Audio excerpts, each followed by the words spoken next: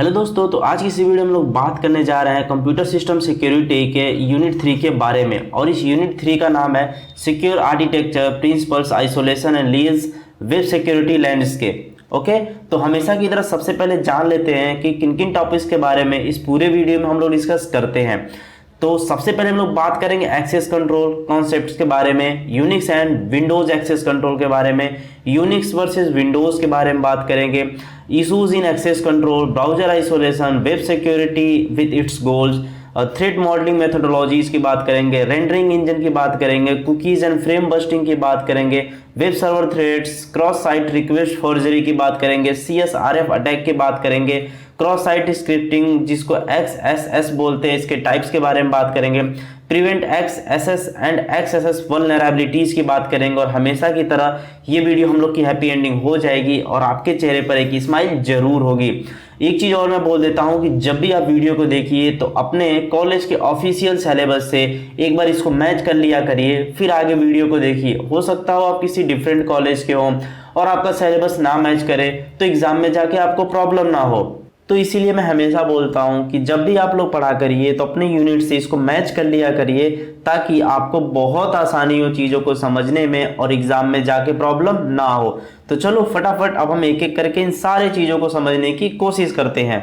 तो सबसे पहले अब हम लोग बात करने जा रहे हैं एक्सेस कंट्रोल कॉन्सेप्ट्स के बारे में। और मैंने यूनिट 1-2 की वीडियो को अपलोड कर दिया है, अगर नहीं देखा है तो जाके उनको देखो, फिर इसे देखना, तभी चीजें अच्छे तरीके से समझ में आएंगी। डायरेक्ट इस पे जंप ना करना।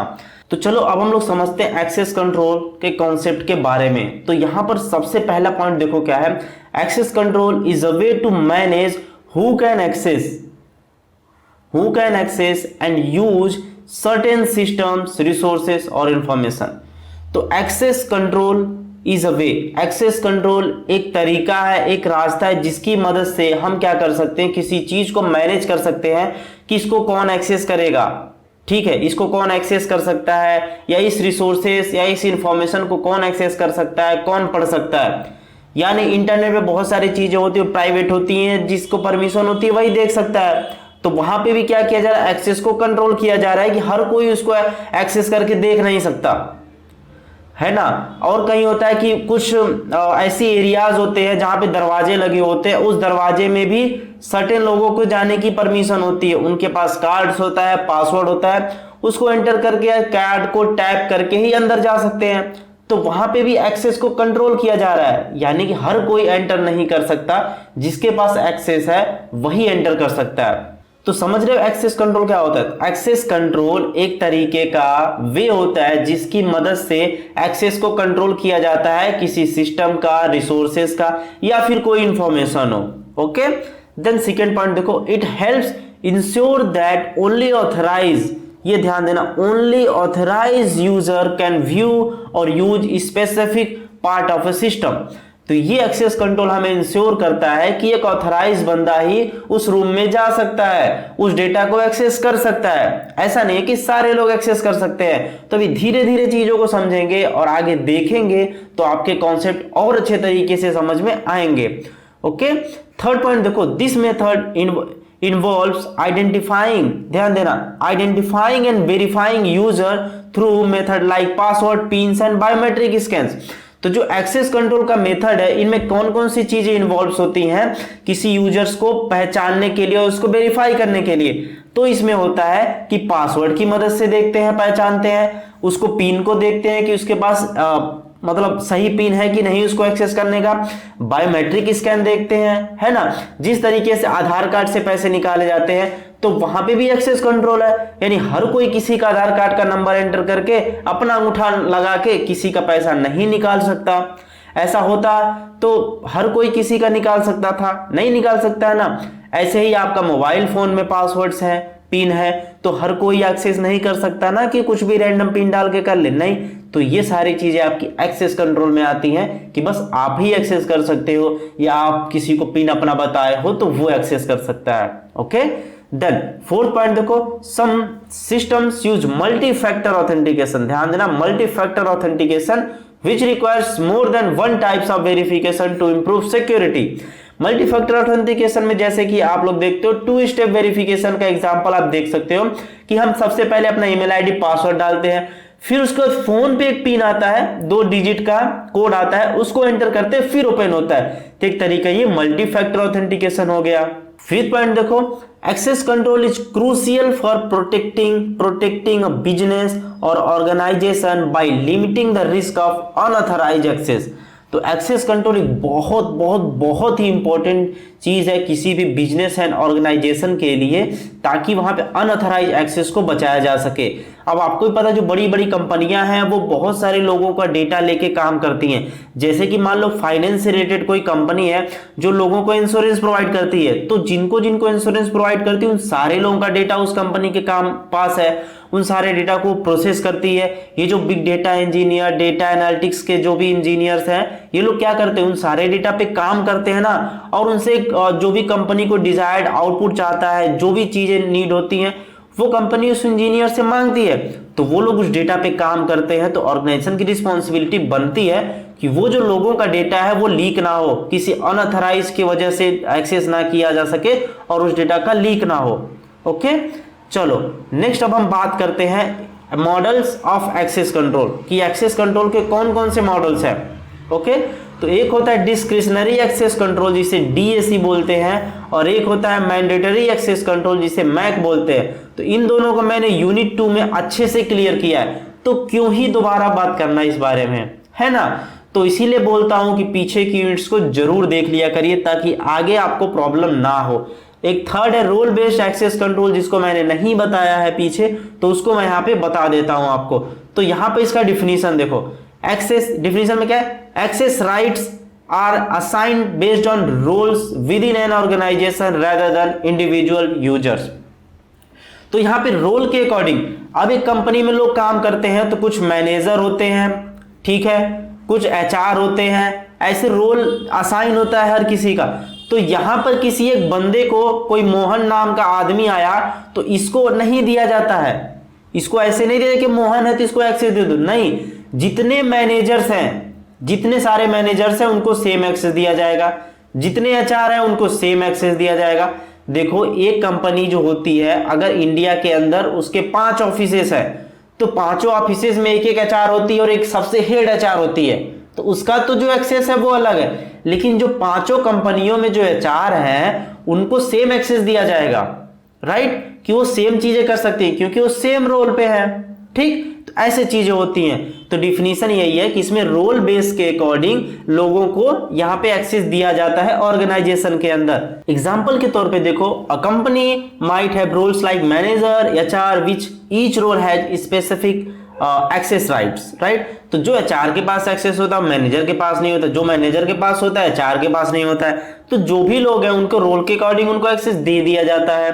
ओके, एडवांटेजेस क्या है, एडवांटेज में पहला पॉइंट है simplifies management by grouping permission into roles. तो यहां पर होता है कि रोल के अकॉर्डिंग हम लोग परमिशन दे देते हैं, और ऐसा नहीं होता है कि चलो एक बंदा हायर होके आया तो उसे हम दे देते मोहन को कोई और एक्सेस, फिर चलो सोहन एक हायर होके आया सोहन को एक्सेस, ऐसे नहीं। तो उसको जब हायर होके आता है तो उसको एक कैटेगरी में डाल देते हैं कि ये मैनेजर की कैटेगरी में है, तो उसको जो भी मैनेजर की परमिशन होगी ऑटोमेटिक मिल जाएंगे, राइट। तो ये चीजें होती हैं।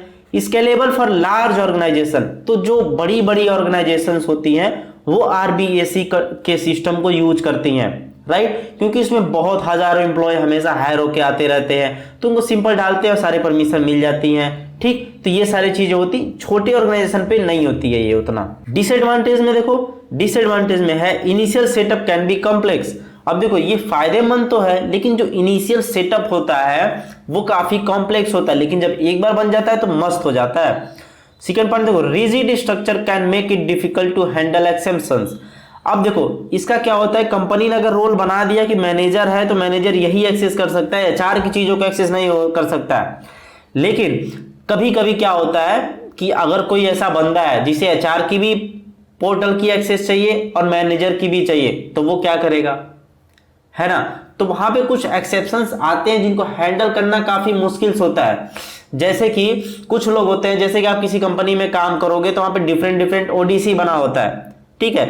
तो मान लीजिए 3 ओडीसी है, तो अगर आप किसी एक एबीसी करके आप सी ओडीसी में काम करते हो तब बस सी में ही जा सकते हो अपने कार्ड को टैप करके। अगर ए बी में करोगे तो एक्सेसिबल नहीं होगा, लेकिन एचआर चाहेगी तो ए बी सी तीनों के अंदर घुस सकती है अपने कार्ड को लगा के। यानी एचआर को पूरा परमिशन दिया गया कि तीनों में घुस सकती है, लेकिन आपको क्या दिया गया कि आप बस उसी में घुस सकते हो। यानी कि आपको कम जिस ओडीसी में काम कर रहे हो उसके अकॉर्डिंग ही आपको दिया गया, उसी रोल के अकॉर्डिंग कि आप उस ओडीसी में सॉफ्टवेयर इंजीनियर हो, काम करते हो, तो बस आपको उसी का एक्सेस है। यानी जितने सारे एम्प्लॉय 100-200 काम कर रहे हैं उस ओडीसी में, वो बस पर्टिकुलर उसी वही एक्सेस कर पाएंगे उसको। राइट, समझ पा रहे हो?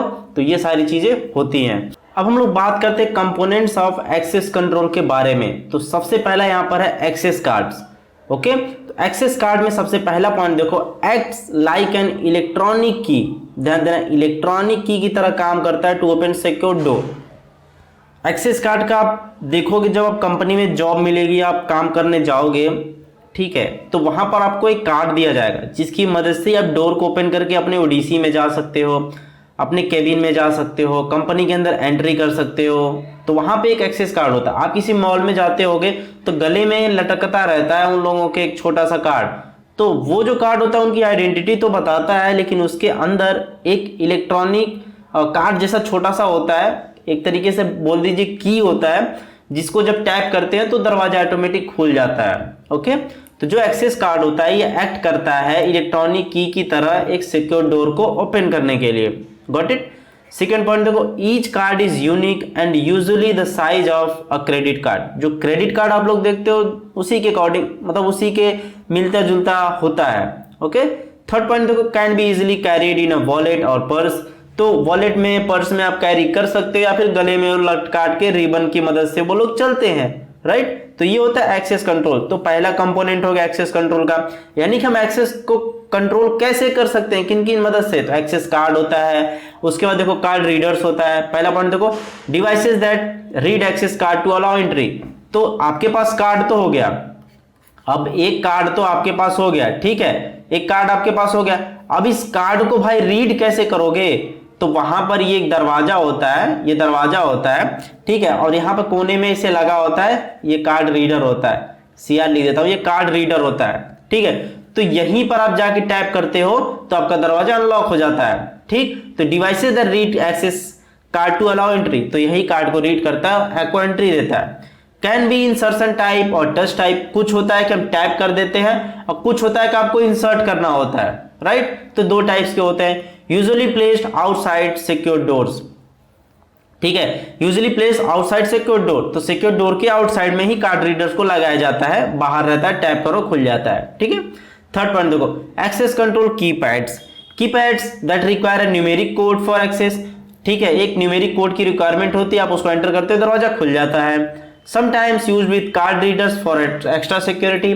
क्या होता है कि एटीएम का एग्जांपल ले सकते हो कि एटीएम कार्ड हम लगाते हैं, पैसा थोड़ी निकलता है, एटीएम कार्ड लगाने के बाद हम पिन डालते हैं देन पैसा निकलता है। तो एग्जांपल इसका आप कीपैड का ले सकते हो। Both a card and a correct code में बी नीडेड फॉर एंट्री, ठीक है। तो दरवाजे का भी वो एग्जाम, मैं एटीएम का एग्जांपल दिया हूं जहां से पैसे निकाल सकते हो, कार्ड भी लगाते हैं, पिन भी डालते हैं।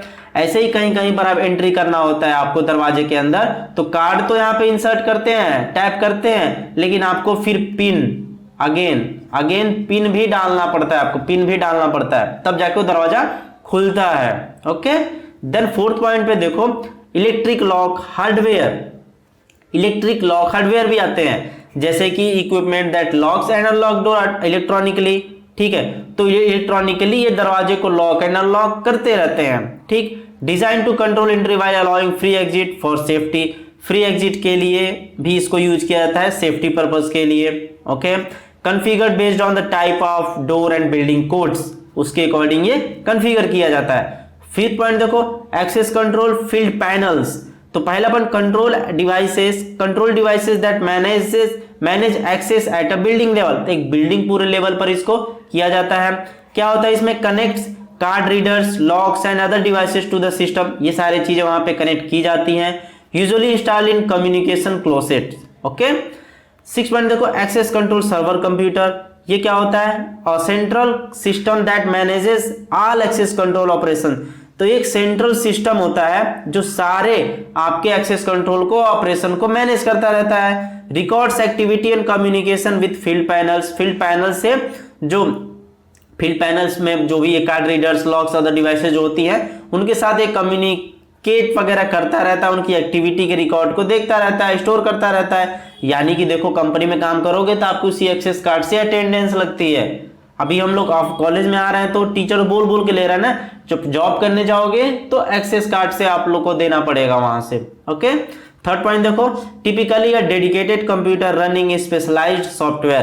तो टिपिकली एक डेडिकेटेड कंप्यूटर होता है, एक स्पेशलाइज्ड सॉफ्टवेयर पे रन हो रहा होता है। ओके, आई होप कि सारी चीजें आपको समझ में आई होंगी। देन अब बात करते हैं Unix and Windows access control के बारे में कि भाई इन दोनों में क्या क्या सीन है। तो यहाँ पे सबसे पहला आता है यूनिक्स एक्सेस कंट्रोल की बात करेंगे, फिर अभी विंडोज की बात करेंगे। तो यूनिक्स में सबसे पहला है file permissions. Unix uses a permission model that grant, एक परमिशन मॉडल को यूज करता है जिसमें grant, read, write, execute permission to the owner, group और अदर फॉर ईच फाइल और डायरेक्टरी। तो इसमें फाइल परमिशन क्या होती है कि यूनिक्स के अंदर तो ये क्या करता है कि ग्रांट मतलब परमिशन देता है कि किसी फाइल को आप रीड कर सकते हो, राइट कर सकते हो या उसको एग्जीक्यूट कर सकते हो। पर्टिकुलर ऑनर को देता है, ग्रुप्स या किसी रोल बेस्ड के अकॉर्डिंग देता है कि आप इन सारी चीजों को एक्सेस कर सकते हो। तो फाइल परमिशन इसमें इस तरीके से आप दे सकते हो यूनिक्स में। ओके, सेकेंड पार्ट देखो, यूआईडी एंड जीआईडी पीछे बात कर चुके हैं हम लोग यूनिट में। तो Unix assign user ID and group ID to every user determining their access rights. यानी वो बंदा किस ग्रुप में क्या एक्सेस कर सकता है या इस यूजर का क्या क्या चीजें वो एक्सेस कर सकता है, ये सारी चीजें उसको दी जाती हैं। थर्ड पॉइंट देखो, super user root. Super user बोलो या रूट बोलो, the root user is in Unix has unrestricted access to all files and commands. Restricted मतलब मना, अनरिस्ट्रिक्टेड मतलब भाई उसको कोई मना ही नहीं, घूम सकता है, जहां मन करे वो फाइल एक्सेस कर सकता है। तो रूट यानी सबसे टॉप का यूजर, उसको पास अनरिस्ट्रिक्टेड एक्सेस होता है कि वो जिस फाइल को चाहे उस फाइल को देखे, छेड़े छाड़े, जो भी करे, वो मन करे वो करे, वो डिलीट करे, ऐड करे, कुछ भी करे, उसके बाद इतना अनरिस्ट्रिक्टेड एक्सेस होता है। फोर्थ पॉइंट देखो, एक्सेस कंट्रोल लिस्ट, एसीएल्स। ये क्या होता है? ACLs in Unix provide more granular, बहुत बारीक लेवल पे, more granular control by allowing permission to be set for multiple users. तो एक्सेस कंट्रोल जो लिस्ट होती है ये बहुत बहुत बारीक लेवल, माइनर लेवल पे जाके ये कंट्रोल प्रोवाइड करती है, जिसे अलाउ करती है, परमिशन को अलाउ करती है मल्टीपल यूजर्स के लिए, सेटअप फॉर मल्टीपल यूजर्स। ठीक है, तो मल्टीपल यूजर्स के लिए परमिशन वगैरह अलाउ करती है। ओके, एक लिस्ट होता है कंट्रोल का कि ये इतने सारे चीजें हैं, किनको किनको क्या चीज एक्सेस मिलेंगे। Sticky bit, when applied to a directory the sticky bit restrict file deletion so that only the file owner root can delete files.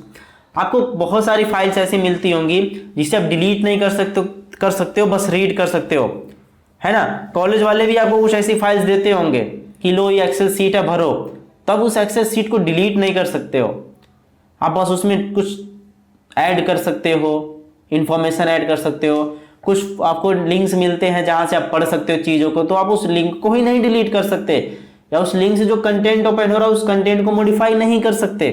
तो ऐसे ही कंप्यूटर के अंदर, यूनिक्स के अंदर क्या होता है कि ये रिस्ट्रिक्ट कर देता है कि बंदा उस फाइल को डिलीट नहीं कर सकता जब तक रूट या ऑनर ना चाहे उस चीज को डिलीट करने का। ओके, देन इसके बाद 6 नंबर पर यस यूआईडी एनएसजीआईडी जो होता है, these special permission allow user to execute file with privileges of the file owners और group respectively।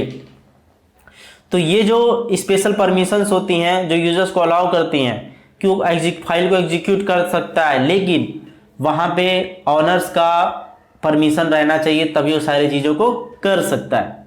यूनिक्स समझ में आया? तो अब हम बात करते हैं विंडोज एक्सेस कंट्रोल के बारे में, और हमने पीछे यूनिक्स के बारे में देखा, तो अभी हम लोग विंडोज के बारे में देखने जा रहे हैं। पहला पॉइंट देखो, यूजर एंड ग्रुप परमिशन की हेडिंग हो गया। ठीक है, यानी कि यूजर इंडिविजुअल जो है, ग्रुप परमिशन यानी ग्रुप में भी परमिशन देना। तो ये सारी चीजें क्या होती हैं? Windows uses a permission model, एक परमिशन मॉडल को यूज करता है that assign access right to users और group controlling who can access file and resources. तो ये परमिशन मॉडल को यूज करता है जिसकी मदद से यूजर्स एंड ग्रुप को ये राइट्स देता है कि तुम क्या क्या चीजों को एक्सेस कर सकते हो। ओके, एसीएल इसमें भी होता है, एक्सेस कंट्रोल लिस्ट होता है। ठीक है, विंडोज के अंदर जो डिटरमाइन करता है कि विच यूजर और group have access to file और directory and what action they can perform. तो उनको परमिशन दी जाती है कि फाइल और किस फाइल और डायरेक्टरी को एक्सेस कर सकते हैं और किस टाइप के ऑपरेशंस को परफॉर्म कर सकते हैं। एक्शंस क्या होते हैं, वही रीड राइट डिलीट जो भी होती है एक्शंस, वही होता है एक्शन बोलते हैं। सिक्योरिटी आइडेंटिफायर्स क्या होते हैं, एसआईडी बोलते हैं इसको। तो बेसिकली ये होते हैं एवरी यूजर ग्रुप और process has a unique SID that is used to control access to objects.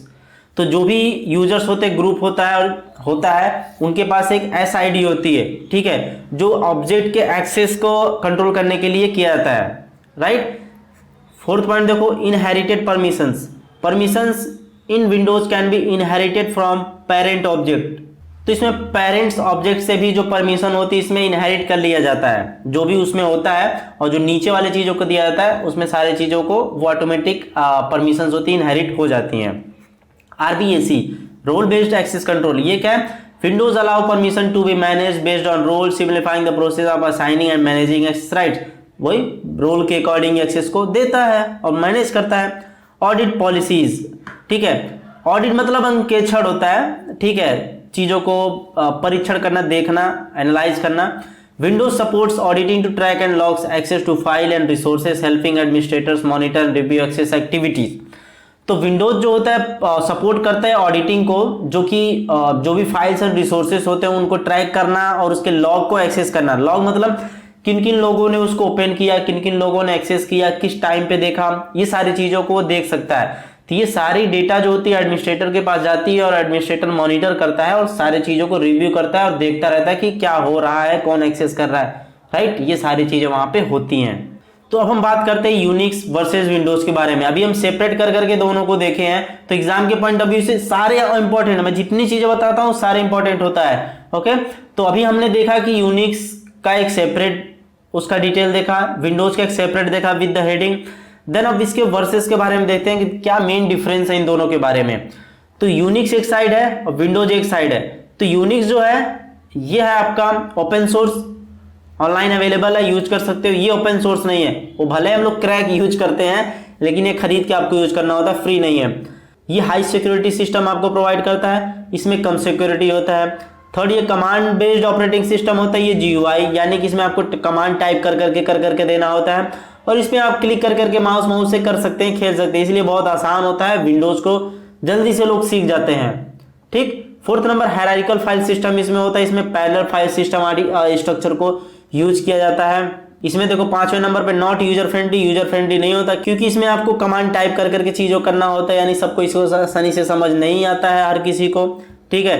अब 5वें नंबर पर इसका जो विंडोज का यूजर फ्रेंडली है, क्योंकि इसमें GUI होता है, सब कुछ आंखों के सामने दिखता है, माउस को से क्लिक कर करके आप कर लेते हो, तो हर कोई आसानी से इसको चला लेता है और यूज कर लेता है। तो आई होप इन दोनों के कॉन्सेप्ट को आपको समझ में आए होंगे। नेक्स्ट हम लोग बात करने जा रहे हैं इशूज इन एक्सेस कंट्रोल के बारे में, ओके। तो इसको समझने से पहले हम इस चैनल के बारे में बात कर लेते हैं। अगर आप लोग चैनल पर नए हो तो इस वीडियो को लाइक जरूर करो, चैनल को सब्सक्राइब करो ताकि नेक्स्ट वीडियो की नोटिफिकेशन आपको तुरंत मिल जाए, और प्लीज एक कमेंट करो कि ये वीडियो आपके लिए हेल्पफुल है। कुछ नहीं समझ में आ रहा बस इतना लिख दो, this video is helpful for me. सच में मुझे दिल से बहुत अच्छा लगेगा कि आप लोगों को वीडियो पसंद आ रही है और मुझे मोटिवेशन मिलेगा कि मैं आप लोगों के लिए वीडियो बनाऊं। और नोट्स का लिंक डिस्क्रिप्शन में अवेलेबल है, वहां से जाके आप लोग डाउनलोड कर सकते हो, यूज कर सकते हो। ये 2 वेबसाइट मैंने आपके लिए लॉन्च की है और ये दोनों एप्लीकेशन है जहाँ पे आपको ये तो सिलेबस कॉलेज से रिलेटेड मिलेगा चीज़ें आपको, यहाँ से आप इंटरव्यू की प्रिपरेशन कर सकते हो। बहुत सारे क्वेश्चंस वगैरह मैं वहाँ पे डेली बेसिस पे अपडेट करता रहता हूँ और ऐप मैं बहुत जल्द ही लॉन्च करने वाला हूँ, डिस्क्रिप्शन में आपको मिल जाएगा। काफ़ी दिन बाद आप वीडियो देख रहे हो तो एप्लीकेशन आपको मिल जाएगा, ठीक। और एक इंटरव्यू लवर चैनल भी है, उसका भी डिस्क्रिप्शन में लिंक अवेलेबल है, तो वहाँ पे जाके आप इंटरव्यू वगैरह की प्रिपरेशन कर सकते हो, ओके। तो चलो अब हम लोग बात करते हैं इशूज इन एक्सेस कंट्रोल की। एक्सेस कंट्रोल में आखिर में कौन कौन सी इशू हैं भाई। अब ये सत्यवादी हरिश्चंद्र तो है नहीं, मतलब सौड़ गुण संपन्न तो है नहीं ये, ठीक है, इसमें भी कुछ होगा। तो इसमें क्या होता है, पहला point appropriate role based access. इसका क्या होता है, user should only access system needed for their job. वो बस यूज कर सकता है अपनी जॉब के लिए, बाकी और किसी काम के लिए यूज नहीं कर सकता है। Access changes should be approved by senior manager. अगर आपको कोई भी एक्सेस चाहिए, कुछ भी करना हो तो सीनियर मैनेजर तक जाओ, एक हायरार्की फॉलो करो, इंसिडेंट रेज करो, ये सारी चीजें करनी होती, फिर जाकर आपको एक्सेस मिलता है।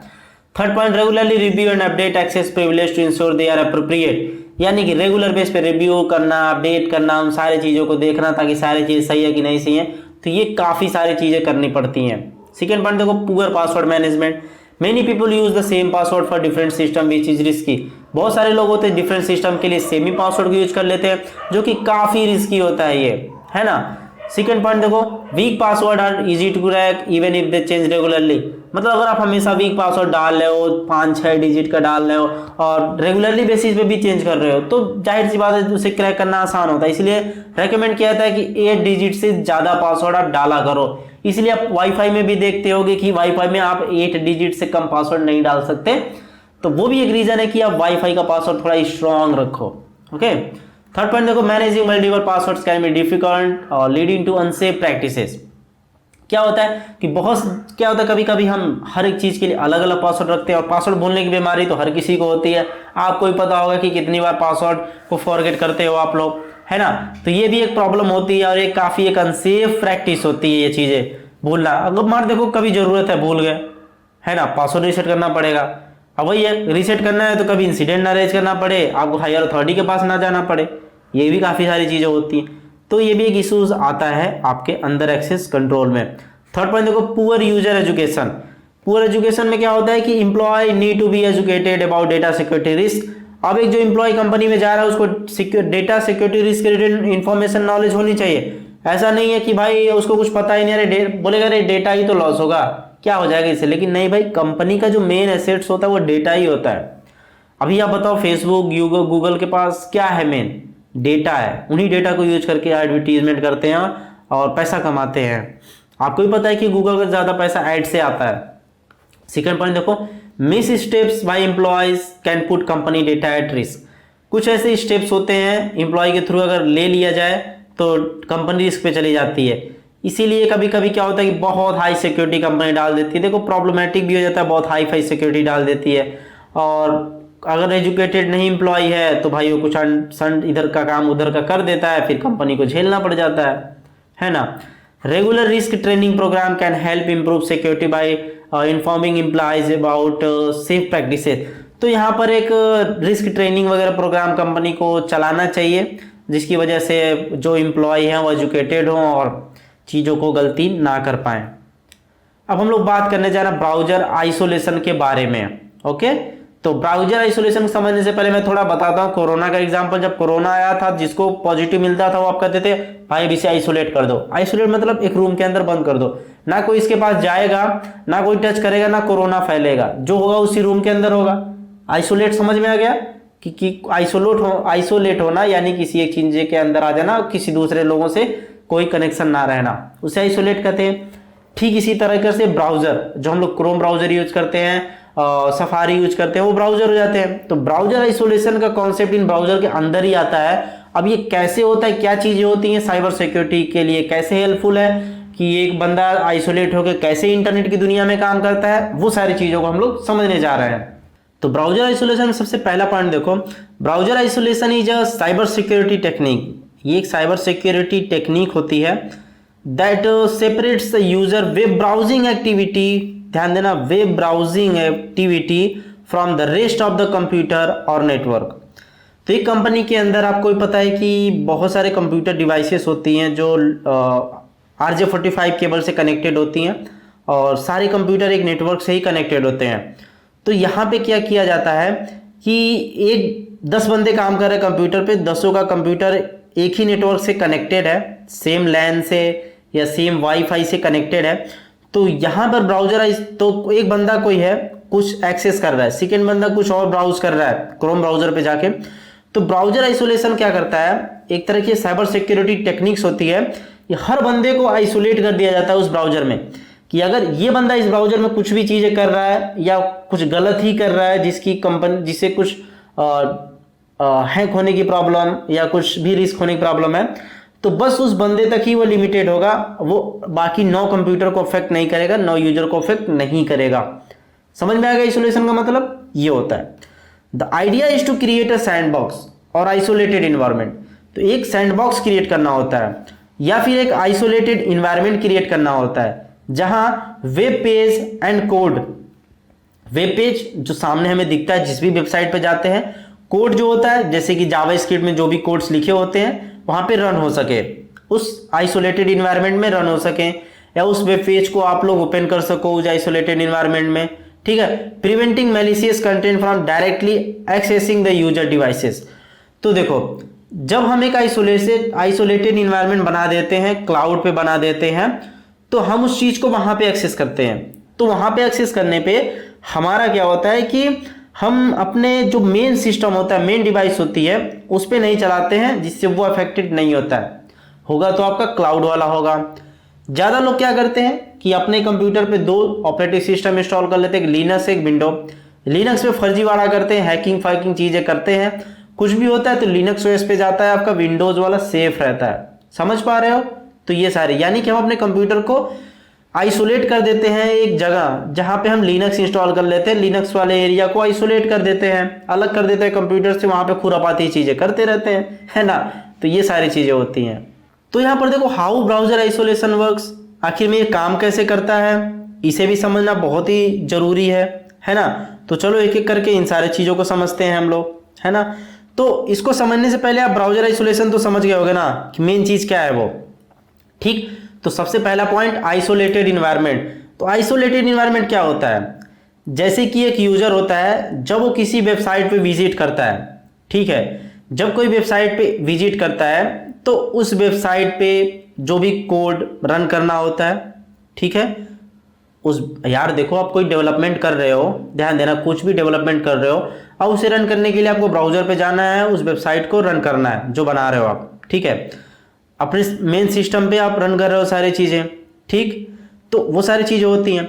लेकिन अगर आप आइसोलेटेड इन्वायरमेंट करते हो तो आप एक वर्चुअल मशीन बना लो, अपने कंप्यूटर पे ही बना सकते हो, या फिर एक क्लाउड पे बना लो वर्चुअल मशीन, वहाँ पे जाके रन करो। अगर कुछ प्रॉब्लम होगी तो वहीं पे प्रॉब्लम होगी, पूरा अफेक्टेड नहीं होगा आपका कंप्यूटर, ये ध्यान देना। ठीक, तो आइसोलेटेड इन्वायरमेंट समझाया। रिमोट एग्जीक्यूशन, तो रिमोट एग्जीक्यूशन क्या होता है? तो इसमें ये होता है कि हम कोई एग्जीक्यूशन की बात आ गई है, ध्यान देना, हम कुछ भी चीज़ एग्जीक्यूट कराते हैं। मान लीजिए आपने जावा में कोडिंग किया, कोटलिन, पाइथन, कुछ भी कोडिंग किया, तो आप उस कोड वाले पार्ट को कहीं और पे रन कराओगे, क्लाउड पे रन करा सकते हो, जो आइसोलेटेड इन्वायरमेंट है वहां पे कर सकते हो, लोकल ब्राउजर पे नहीं कराओगे, ठीक है, रिमोटली कहीं और कराओगे, एग्जीक्यूट कराओगे, लेकिन जो इमेजेस होंगी, टेक्स्ट होगा, वो आपके लोकल ब्राउजर पे ही दिखेगा। तो यहाँ पे भी आपका सिस्टम अफेक्टेड नहीं होगा। ठीक, थर्ड पॉइंट देखो, इंटरैक्टिव एक्सपीरियंस। इंटरैक्टिव एक्सपीरियंस में क्या होता है कि यूजर जो होता है, आइसोलेटेड एनवायरनमेंट बना दिया आपने, लेकिन फिर भी जो यूजर्स होता है रियल टाइम पे आपका जो वेबसाइट होता है, ठीक है, उससे वो इंटरेक्ट कर सकता है, ठीक है, लेकिन जो कोड होता है वो रिमोटली आपका रन हो रहा होता है। जो भी अगर मालवेयर इंस्टॉल हुआ है या कोई हार्मफुल एक्शन होने रहता है तो वो आपका आइसोलेटेड एनवायरनमेंट में होता है, आपके सिस्टम पे नहीं होता है। Okay, web page content filtering.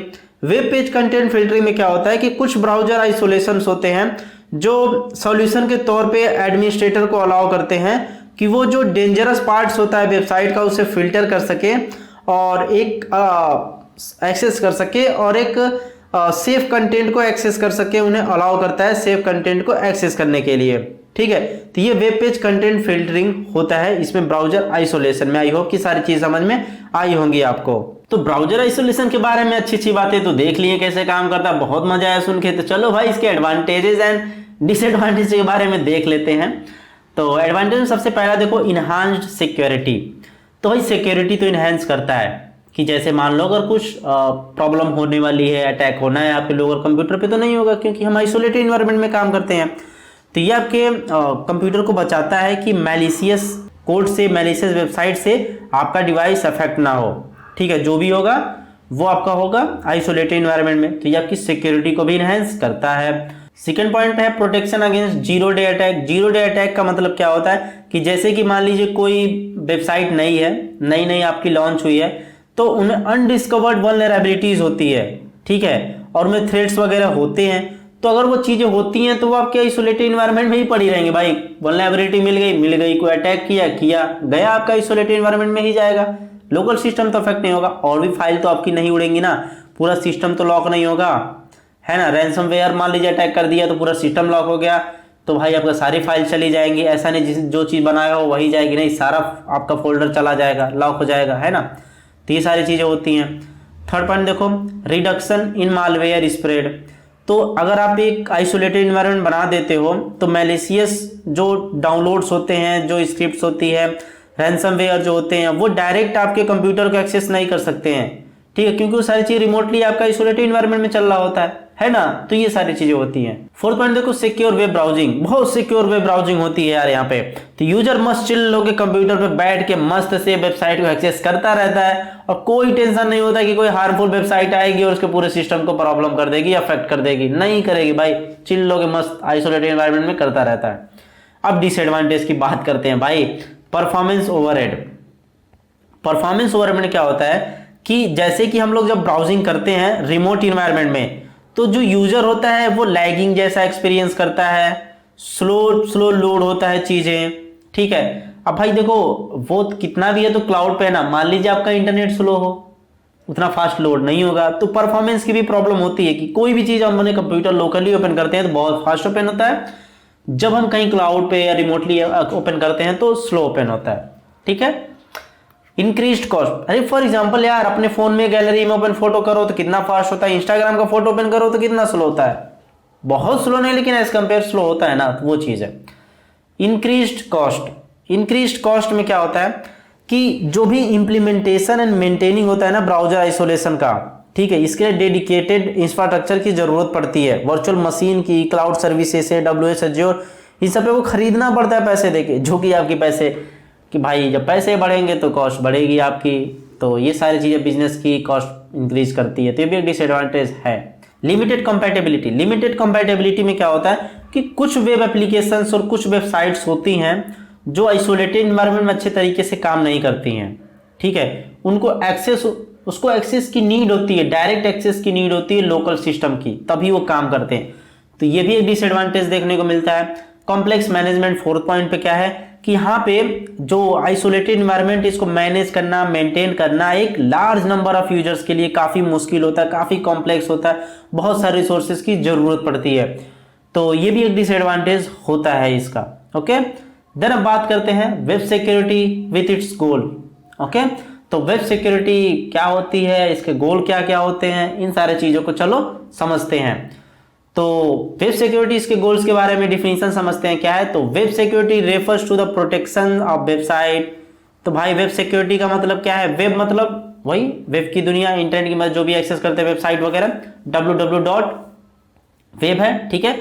तो वेब सिक्योरिटी का मतलब ये होता है कि वेबसाइट को प्रोटेक्शन प्रोवाइड करना, जो वेब एप्लीकेशंस होती हैं उनको प्रोटेक्शन प्रोवाइड करना, एंड ऑनलाइन सर्विसेज होती हैं from cyber threats and attacks, उनके लिए सिक्योरिटी प्रोवाइड करना, ये सारी चीज़ इसका काम करता है।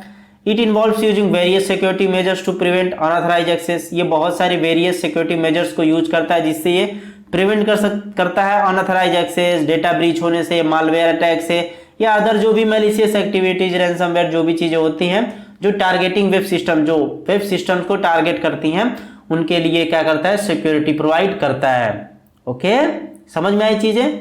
ओके, चलो, तो यहां पर गोल ऑफ वेब सिक्योरिटी। अब गोल क्या है वेब सिक्योरिटी का, तो कॉन्फिडेंशियलिटी। कॉन्फिडेंशियलिटी में क्या होता है, जल्दी दिमाग में मेमोराइज करो।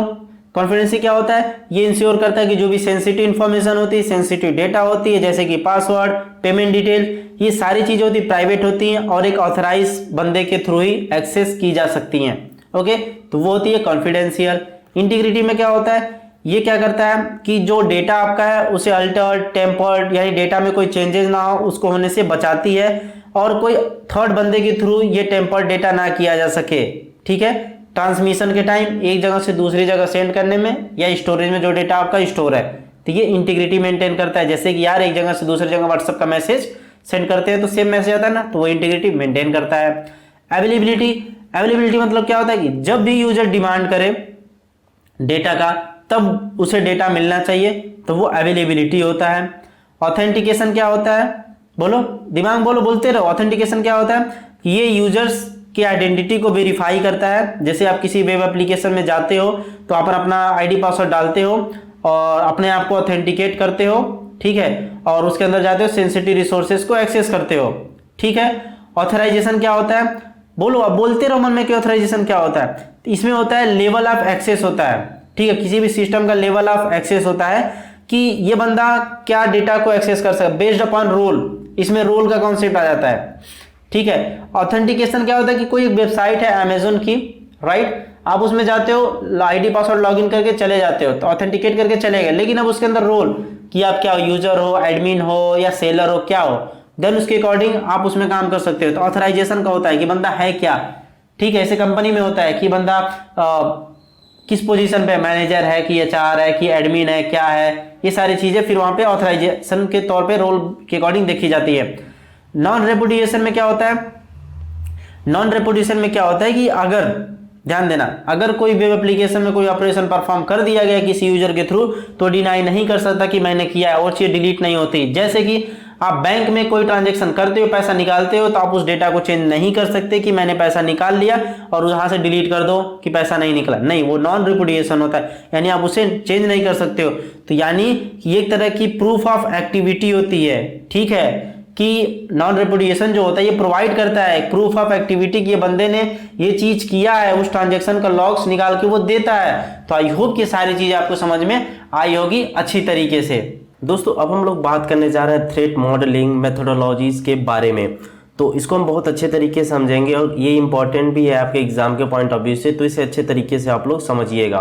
तो थ्रेट मॉडलिंग मेथोडोलॉजीज में सबसे पहला पॉइंट यहाँ पर देखो क्या लिखा हुआ है, threat modelling is a structured approach. ध्यान देना, ये एक तरह का स्ट्रक्चर्ड अप्रोच होता है यूज्ड टू आइडेंटिफाई, जिसका यूज किया जाता है आइडेंटिफाई, पहचानने के लिए, assess and mitigate potential security threat to a system और application। एक सिस्टम और एप्लीकेशन के assess, mitigate को और potential security को आइडेंटिफाई करने के लिए किया जाता है। थ्रेट का बेसिकली मतलब क्या होता है, मतलब आप बोलते हो ना किसी को तुम बाहर निकलो मैं तुम्हें मार दूंगा, ठीक है, तो वो धमकी एक तरीके से होता है, ठीक है। तो थ्रेट मॉडलिंग एक तरह का स्ट्रक्चर अप्रोच होता है जिसकी मदद से हम आइडेंटिफाई करते हैं, एसेस मतलब होता है आकलन करना, ठीक है, आकलन करना, मिटिगेट मतलब होता है कम करना, mitigate potential security, mitigate potential security, जो भी पोटेंशियल सिक्योरिटी होती है उसे कम करना, ठीक है, थ्रेट्स टू ए सिस्टम और एप्लीकेशन, एक सिस्टम और एप्लीकेशन की जो भी पोटेंशियल सिक्योरिटी होती है, जितनी भी चीज़ें होती हैं, ठीक है, ये सारी चीज़ों को हम लोग क्या करते हैं, आइडेंटिफाई करते हैं, उसका आकलन करते हैं और उसको हम क्या करते हैं कि कम करते हैं, समझ रहे हो। यानी कि कहीं ना कहीं इसमें यही बात किया जाता है कि हम कंप्यूटर सिस्टम या जो भी एप्लीकेशन है उसकी सिक्योरिटी को मैनेज करते हैं इस मॉडल के थ्रू, ठीक। उसके बाद देखो second point, the primary goal is to understand the security risk. जब प्राइमरी गोल इसका क्या है, थ्रेट मॉडलिंग मेथोडोलॉजी का प्राइमरी गोल क्या है कि understand the security risk, security risk को समझना है, और vulnerabilities within a system, within a system यानी कंप्यूटर के अंदर जो वल्नरेबिलिटीज है उसको समझना, and to develop strategies to address those risk effectively, और उसके बाद स्ट्रेटेजी को डेवलप करना ताकि उन सारे चीज़ों को जो भी रिस्क वगैरह है उनको एड्रेस किया सके, ठीक। तो इसके लिए थ्रेट मॉडलिंग मेथोडोलॉजीज का यूज किया जाता है। तो इसके कुछ पर्पस है, पर्पस क्या है, पर्पस ऑफ थ्रेट मॉडलिंग का, तो ये इंपॉर्टेंट चीज़ है, मैं पॉइंट में लिखा हूँ लेकिन मैं अभी जो बताऊंगा उसको आप बहुत अच्छे तरीके से समझिएगा और एग्जाम के पॉइंट ऑफ व्यू से काफ़ी इंपॉर्टेंट है, तो ऐसा वैसा करके आप इसे ना समझिएगा, बहुत ध्यान से समझिए इसे। तो सबसे पहला पॉइंट देखो, आइडेंटिफाई वल्नरेबिलिटीज। वल्नरेबिलिटीज क्या होता है आपको मैंने पीछे बता दिया है ना, बता रखा है ना वल्नरेबिलिटी क्या होता है। तो इसके अंदर पर्पस जो होता है थ्रेट मॉडलिंग का कि वल्नरेबिलिटीज को आइडेंटिफाई करना होता है, ठीक है। तो इसका मतलब क्या होता है कि किसी भी सिस्टम के अंदर, ध्यान देना, किसी भी सिस्टम के अंदर कुछ वीकनेस होती है, ठीक है, किसी भी सिस्टम के अंदर वीकनेस होती है, जैसे कि आपके अंदर कुछ वीकनेस होगी जो किसी को नहीं पता है, अगर वो कमजोरी किसी को पता चल जाती है वो तो आपका फायदा उठाने लगता है। तो ठीक इसी तरह कंप्यूटर के अंदर भी कुछ कमियां होती है, अगर वह किसी को पता चल जाता है, हैकर को पता चल जाता है, तो वो छेड़छाड़ लगता है करने, डेटा वगैरह लगता है चुराने और उसे नुकसान पहुंचाने लगता है। तो जो पर्पज होता है थ्रेट मॉडलिंग का कि हम इसमें वल्नरेबिलिटीज को आइडेंटिफाई करने के लिए किया जाता है किसी कंप्यूटर के अंदर से, ओके। सेकेंड पॉइंट पर है प्रायोरिटाइज रिस्क। इसमें क्या होता है कि जो रिस्क होती है सिस्टम के अंदर, जो भी रिस्क होती है, जैसे होता है कि इस लेवल पे ज़्यादा रिस्क होगा, फिर उसके बाद ये रिस्क आ सकता है, इसके बाद ये रिस्क आ सकता है, तो इन सारी चीज़ों को ये प्रायोरिटाइज करता है, ठीक है, यानी कि कुछ थ्रेड्स होते हैं जो बहुत ही क्रिटिकल होते हैं, ठीक है, उनके अकॉर्डिंग ये वो संभावना के अकॉर्डिंग ये क्या करते हैं, उसको प्रायोरिटाइज करते रहते हैं। ओके, थर्ड नंबर पे देखो इम्प्रूव सिक्योरिटी पोस्चर। पोस्चर क्या होता है कि जब आप बैठने का एक तरीका होता है ना कि आप हाथ बांध के बैठते हो, पैर के ऊपर पैर रख के बैठते हो, तो एक पोस्चर होता है वो, ठीक है, आसन इसे कहते हैं हिंदी में। तो इम्प्रूव सिक्योरिटी पोस्चर में इसका एक पर्पज, जो थ्रेट मॉडलिंग का एक पर्पज क्या है, एक ये भी पर्पज है कि ये सिक्योरिटी पोस्चर को इम्प्रूव करता है, ठीक है, यानी कि बेटर सिक्योरिटी डिजाइन को प्रोवाइड करता है, बेटर प्रैक्टिसेस को अप्लाई करता है जिससे सिस्टम को प्रोटेक्ट किया जा सके। Okay, facilitate communication. Facilitate communication क्या होता है कि ये कॉमन फ्रेमवर्क प्रोवाइड करता है, ठीक है, मतलब स्टैक होल्डर्स के बीच में जिसके वो लोग डिस्कस वगैरह करते हैं, डेवलपर्स को भी एक कॉमन फ्रेमवर्क प्रोवाइड होता है जिससे वो सारी चीज़ों को वहाँ पे डिस्कस करते रहते हैं, यानी कि कम्युनिकेशन बहुत अच्छा होता है कि सिस्टम में क्या हो रहा है चीज़ें, ठीक है। कंप्लायंस में क्या होता है, कंप्लायंस का हिंदी में होता है अनुपालन। अनुपालन मतलब कि आपको पता है कि मानना, ठीक है, किसी चीज का पालन करना। तो ये क्या करता है, ऐसा नहीं कि कुछ भी करके सिस्टम के अंदर घुस के चीजों को सही करता है, नहीं, ये प्रॉपर एक सिक्योरिटी स्टैंडर्ड को एंड रूल्स एंड रेगुलेशन को सिस्टमैटिक तरीके से फॉलो करता है और जो भी पोटेंशियल थ्रेट्स होते हैं, जो भी प्रॉब्लम्स होती है सिस्टम के अंदर, उसको ये निकालता है, ठीक है, उसको ये निकालता है वहां से, ठीक, ये सारी चीजें यहाँ पे होती हैं। तो अभी हमने पीछे बात किया थ्रेट मॉडलिंग के डिफिनीशन के बारे में और उसके पर्पस के बारे में देखा, तो अभी हम मेथोडोलॉजी के बारे में देखने जा रहे हैं, इसके मेथड्स को देखेंगे। देखो थ्रेट मॉडलिंग में आप कुछ कंफ्यूज हो रहे होगे, अरे यार थ्रेट तो क्या होता है, धमकी देना, प्रॉब्लम वाली चीजें है ना, फिर मॉडलिंग से कैसे सॉल्व कर रहे हैं। देखो जैसे कि सन होता है, सन से जब हमें गर्मी मिलती है तो सन रूफ बना लेते हैं, सन के आगे रूफ जोड़ देते हैं, ऐसे थ्रेट जो है एक धमकी एक तरीके से है, लेकिन अगर इसके मॉडल बना देते हैं तो उस धमकी से हम लोग बच जाते हैं। आपको कोई धमकी दे रहा है कि मैं तुम्हें मार दूंगा, लेकिन आपने एक मॉडल तैयार कर लिया जिससे आप बच जाओगे, तो थ्रेट मॉडल हो गया वो, ठीक है। तो थ्रेट मॉडलिंग के कुछ मेथडोलॉजी है, कुछ मेथड्स हैं जिनको अप्लाई किया जाता है कि हैकर वगैरह, अटैकर वगैरह से बचे जा सके, ठीक। एक स्ट्राइड होता है, ठीक है, इसका बेसिकली फुल फॉर्म होता है वही स्पूफिंग, टेम्परिंग और आर से रेपुडिएशन, ओके। तो और आपका जो आई से होता है इंफॉर्मेशन डिस्क्लोजर होता है, डी से डिनायल ऑफ सर्विस होता है, और जो लास्ट में ई आता है आपका एलिवेशन ऑफ प्रिविलेज होता है। तो मैं बेसिकली 4 ही लिया हूँ यहाँ पे, 4 इंपॉर्टेंट है, 4 के बारे में लिख देना आप। और जो स्ट्राइड है मैं यहाँ पे लिख देता हूँ, अगर आपको मन करेगा तो लिख देना। आई से जो इसका है, आई है इंफॉर्मेशन डिस्क्लोजर, ठीक है, और जो ई है इसका, ई से जो इसका है एलिवेशन ऑफ प्रिविलेज, ठीक है। तो ये होता है।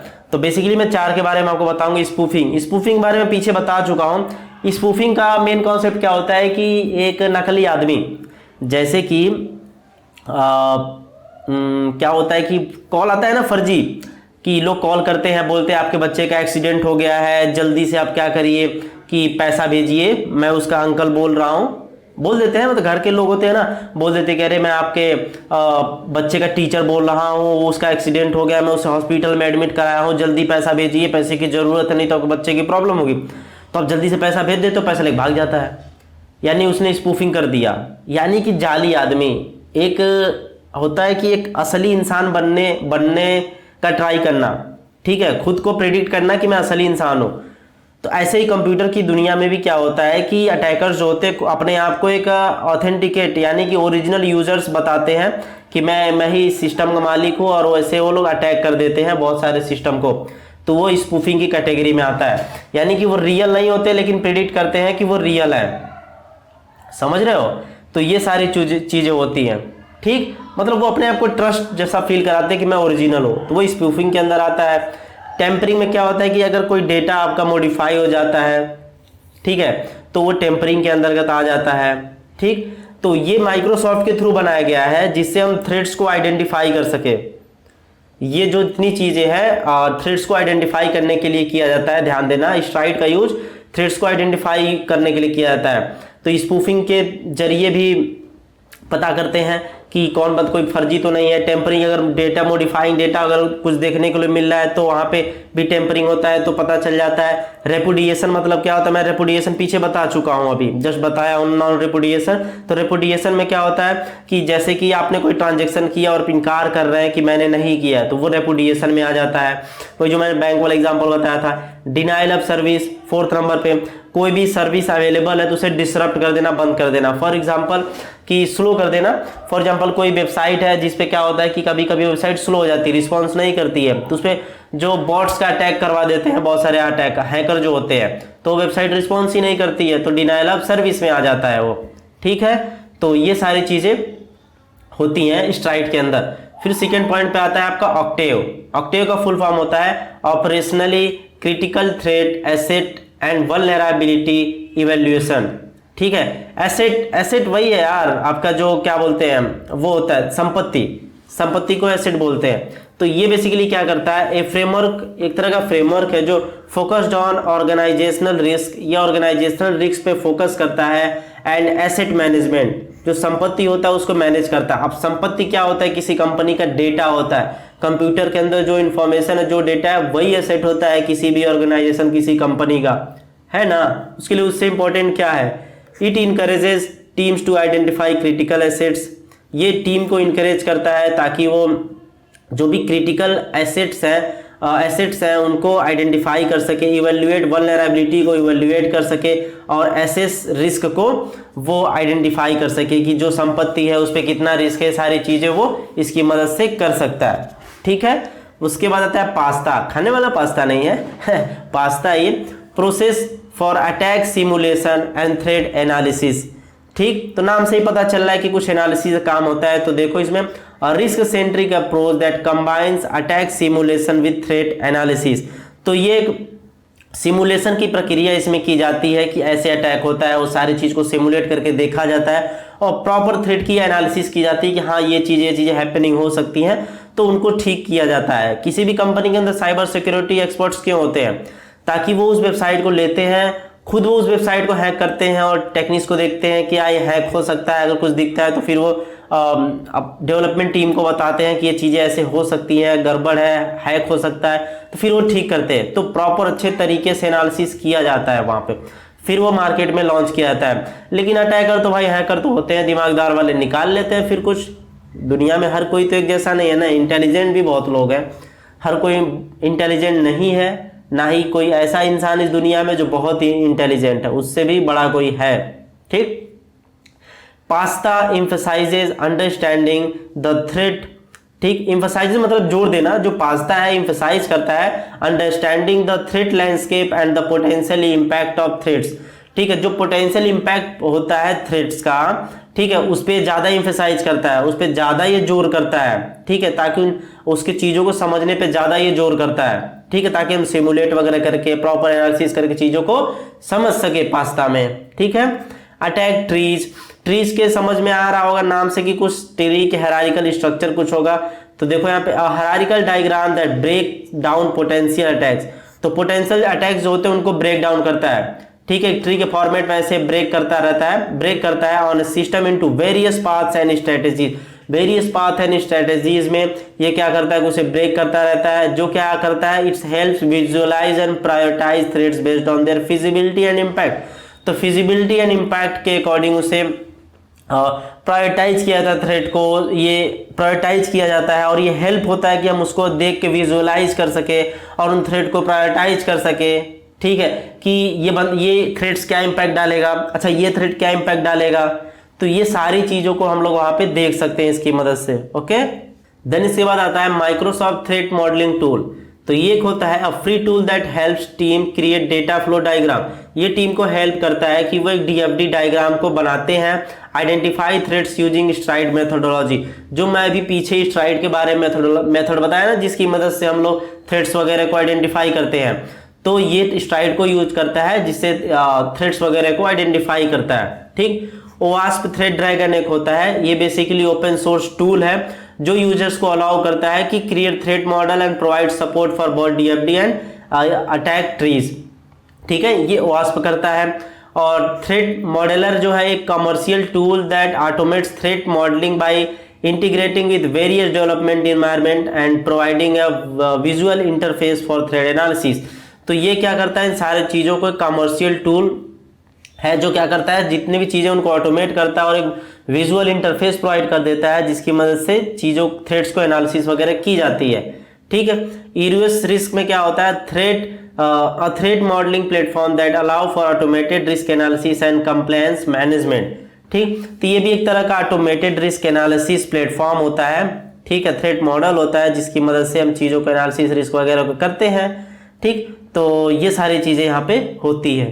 तो अब हम लोग बात करते हैं how to create a threat model. अब एक थ्रेड मॉडल को आप बना कैसे सकते हो, बनता कैसा है। ठीक है, तो सबसे पहले तो स्कोप को डिफाइन करना होता है। स्कोप क्या है, सबसे पहले तो आपको कोई सिस्टम या एप्लीकेशन को आइडेंटिफाई करना होता है जो एनालाइज हो रहा है, उसको सिस्टम एप्लीकेशन को एनालाइज करना होता है। ठीक है, उसके अंदर जो भी आर्किटेक्चर एंड कंपोनेंट्स होते हैं उस एप्लीकेशन या सिस्टम के, उन सारी चीज़ों को आइडेंटिफाई करना पहले होता है। पहला स्टेप हो गया। ठीक है, डिफाइन कर देते हैं स्कोप को। देन उसके बाद क्रिएट एन आर्किटेक्चर ओवरव्यू। उसके बाद हम क्या करते हैं, आर्किटेक्चर बनाते हैं, जैसे कि हम डायग्राम बनाते हैं। ठीक है, इलस्ट्रेशन बनाते हैं, ताकि जो कंपोनेंट जो है कंप्यूटर को एक दूसरे से कैसे इंटरेक्ट करते हैं। ठीक है, तो ये सारी चीजें उसके अंदर की जाती हैं। फिर थर्ड नंबर पे आ जाता है आइडेंटिफाई एसेट्स। ठीक है, एसेट्स मतलब क्या होता है, एसेट्स संपत्ति, मैंने बोला एसेट्स को आइडेंटिफाई करना होता है। जैसे कि जो वैल्यूएबल आपका एसेट्स है सिस्टम के अंदर, जैसे कि कुछ सेंसिटिव डेटा, यूजर का अकाउंट और कुछ क्रिटिकल सर्विसेज वगैरह आप किसी को दे रहे हो, तो वो सारी चीज़ों को आइडेंटिफाई करना होता है यहाँ पर। ठीक, आइडेंटिफाई थ्रेड्स। अब थ्रेड्स को आइडेंटिफाई करना होता है, यहाँ पे हम स्ट्राइड मेथड्स का यूज करते हैं। एग्जाम में 2 नंबर में आ जाता है स्ट्राइड काफ़ी बार आपको लिखने के लिए, तो ध्यान देना। तो हम इसमें कुछ मेथोडोलॉजी यूज करते हैं, जैसे कि स्ट्राइड को यूज करते हैं, जिसकी मदद से हम क्या करते हैं, जो भी पॉसिबल अटैक्स वगैरह होते हैं उन सारी चीज़ों को हम लोग थ्रेड्स को आइडेंटिफाई कर लेते हैं। Analyse vulnerabilities. अब इसके अंदर हम लोग क्या करते हैं कि जो भी नोन वल्नरेबिलिटीज होती है, जो क्या कर सकता है कि सिस्टम को एक्सप्लॉइट कर सकता है, उसको प्रॉब्लम क्रिएट कर सकता है, तो उन सारे वल्नरेबिलिटीज को एनालाइज किया जाता है। ठीक, फिर उसके बाद प्रायोरिटाइज रिस्क। अब देखो, अब जो रिस्क होता है जब हम एनालाइज करते हैं, इसमें बहुत सारी चीजें पता चलती है कि अच्छा ये खराब है, ये खराब है, ये खराब है। तो कुछ बहुत ज़्यादा खराब होते ही चीज़ें, कुछ कम होती हैं, तो उन सारी चीज़ों को, जो भी आपका थ्रेड्स होता है, उन सारे चीज़ों को प्रायोरिटाइज किया जाता है कि चलो ये ज़्यादा है, ये कम है, इस तरीके से प्रायोरिटाइज किया जाता है। फिर उसका develop mitigation strategies. Mitigation strategy में क्या होता है कि कम करने की स्ट्रैटेजी बनाया जाता है कि थ्रेड को कम कैसे करें। ठीक है, तो यहाँ पर जितनी भी हाई प्रायोरिटी थ्रेड्स होती है, हमने प्रायोरिटाइज कर दिया ना, उसके बाद जो हाई प्रायोरिटी थ्रेड्स होते हैं तो उनके लिए हम लोग क्या करते हैं कि डेवलप करते हैं स्ट्रैटेजी को, ताकि हम रिस्क को कम कर सके।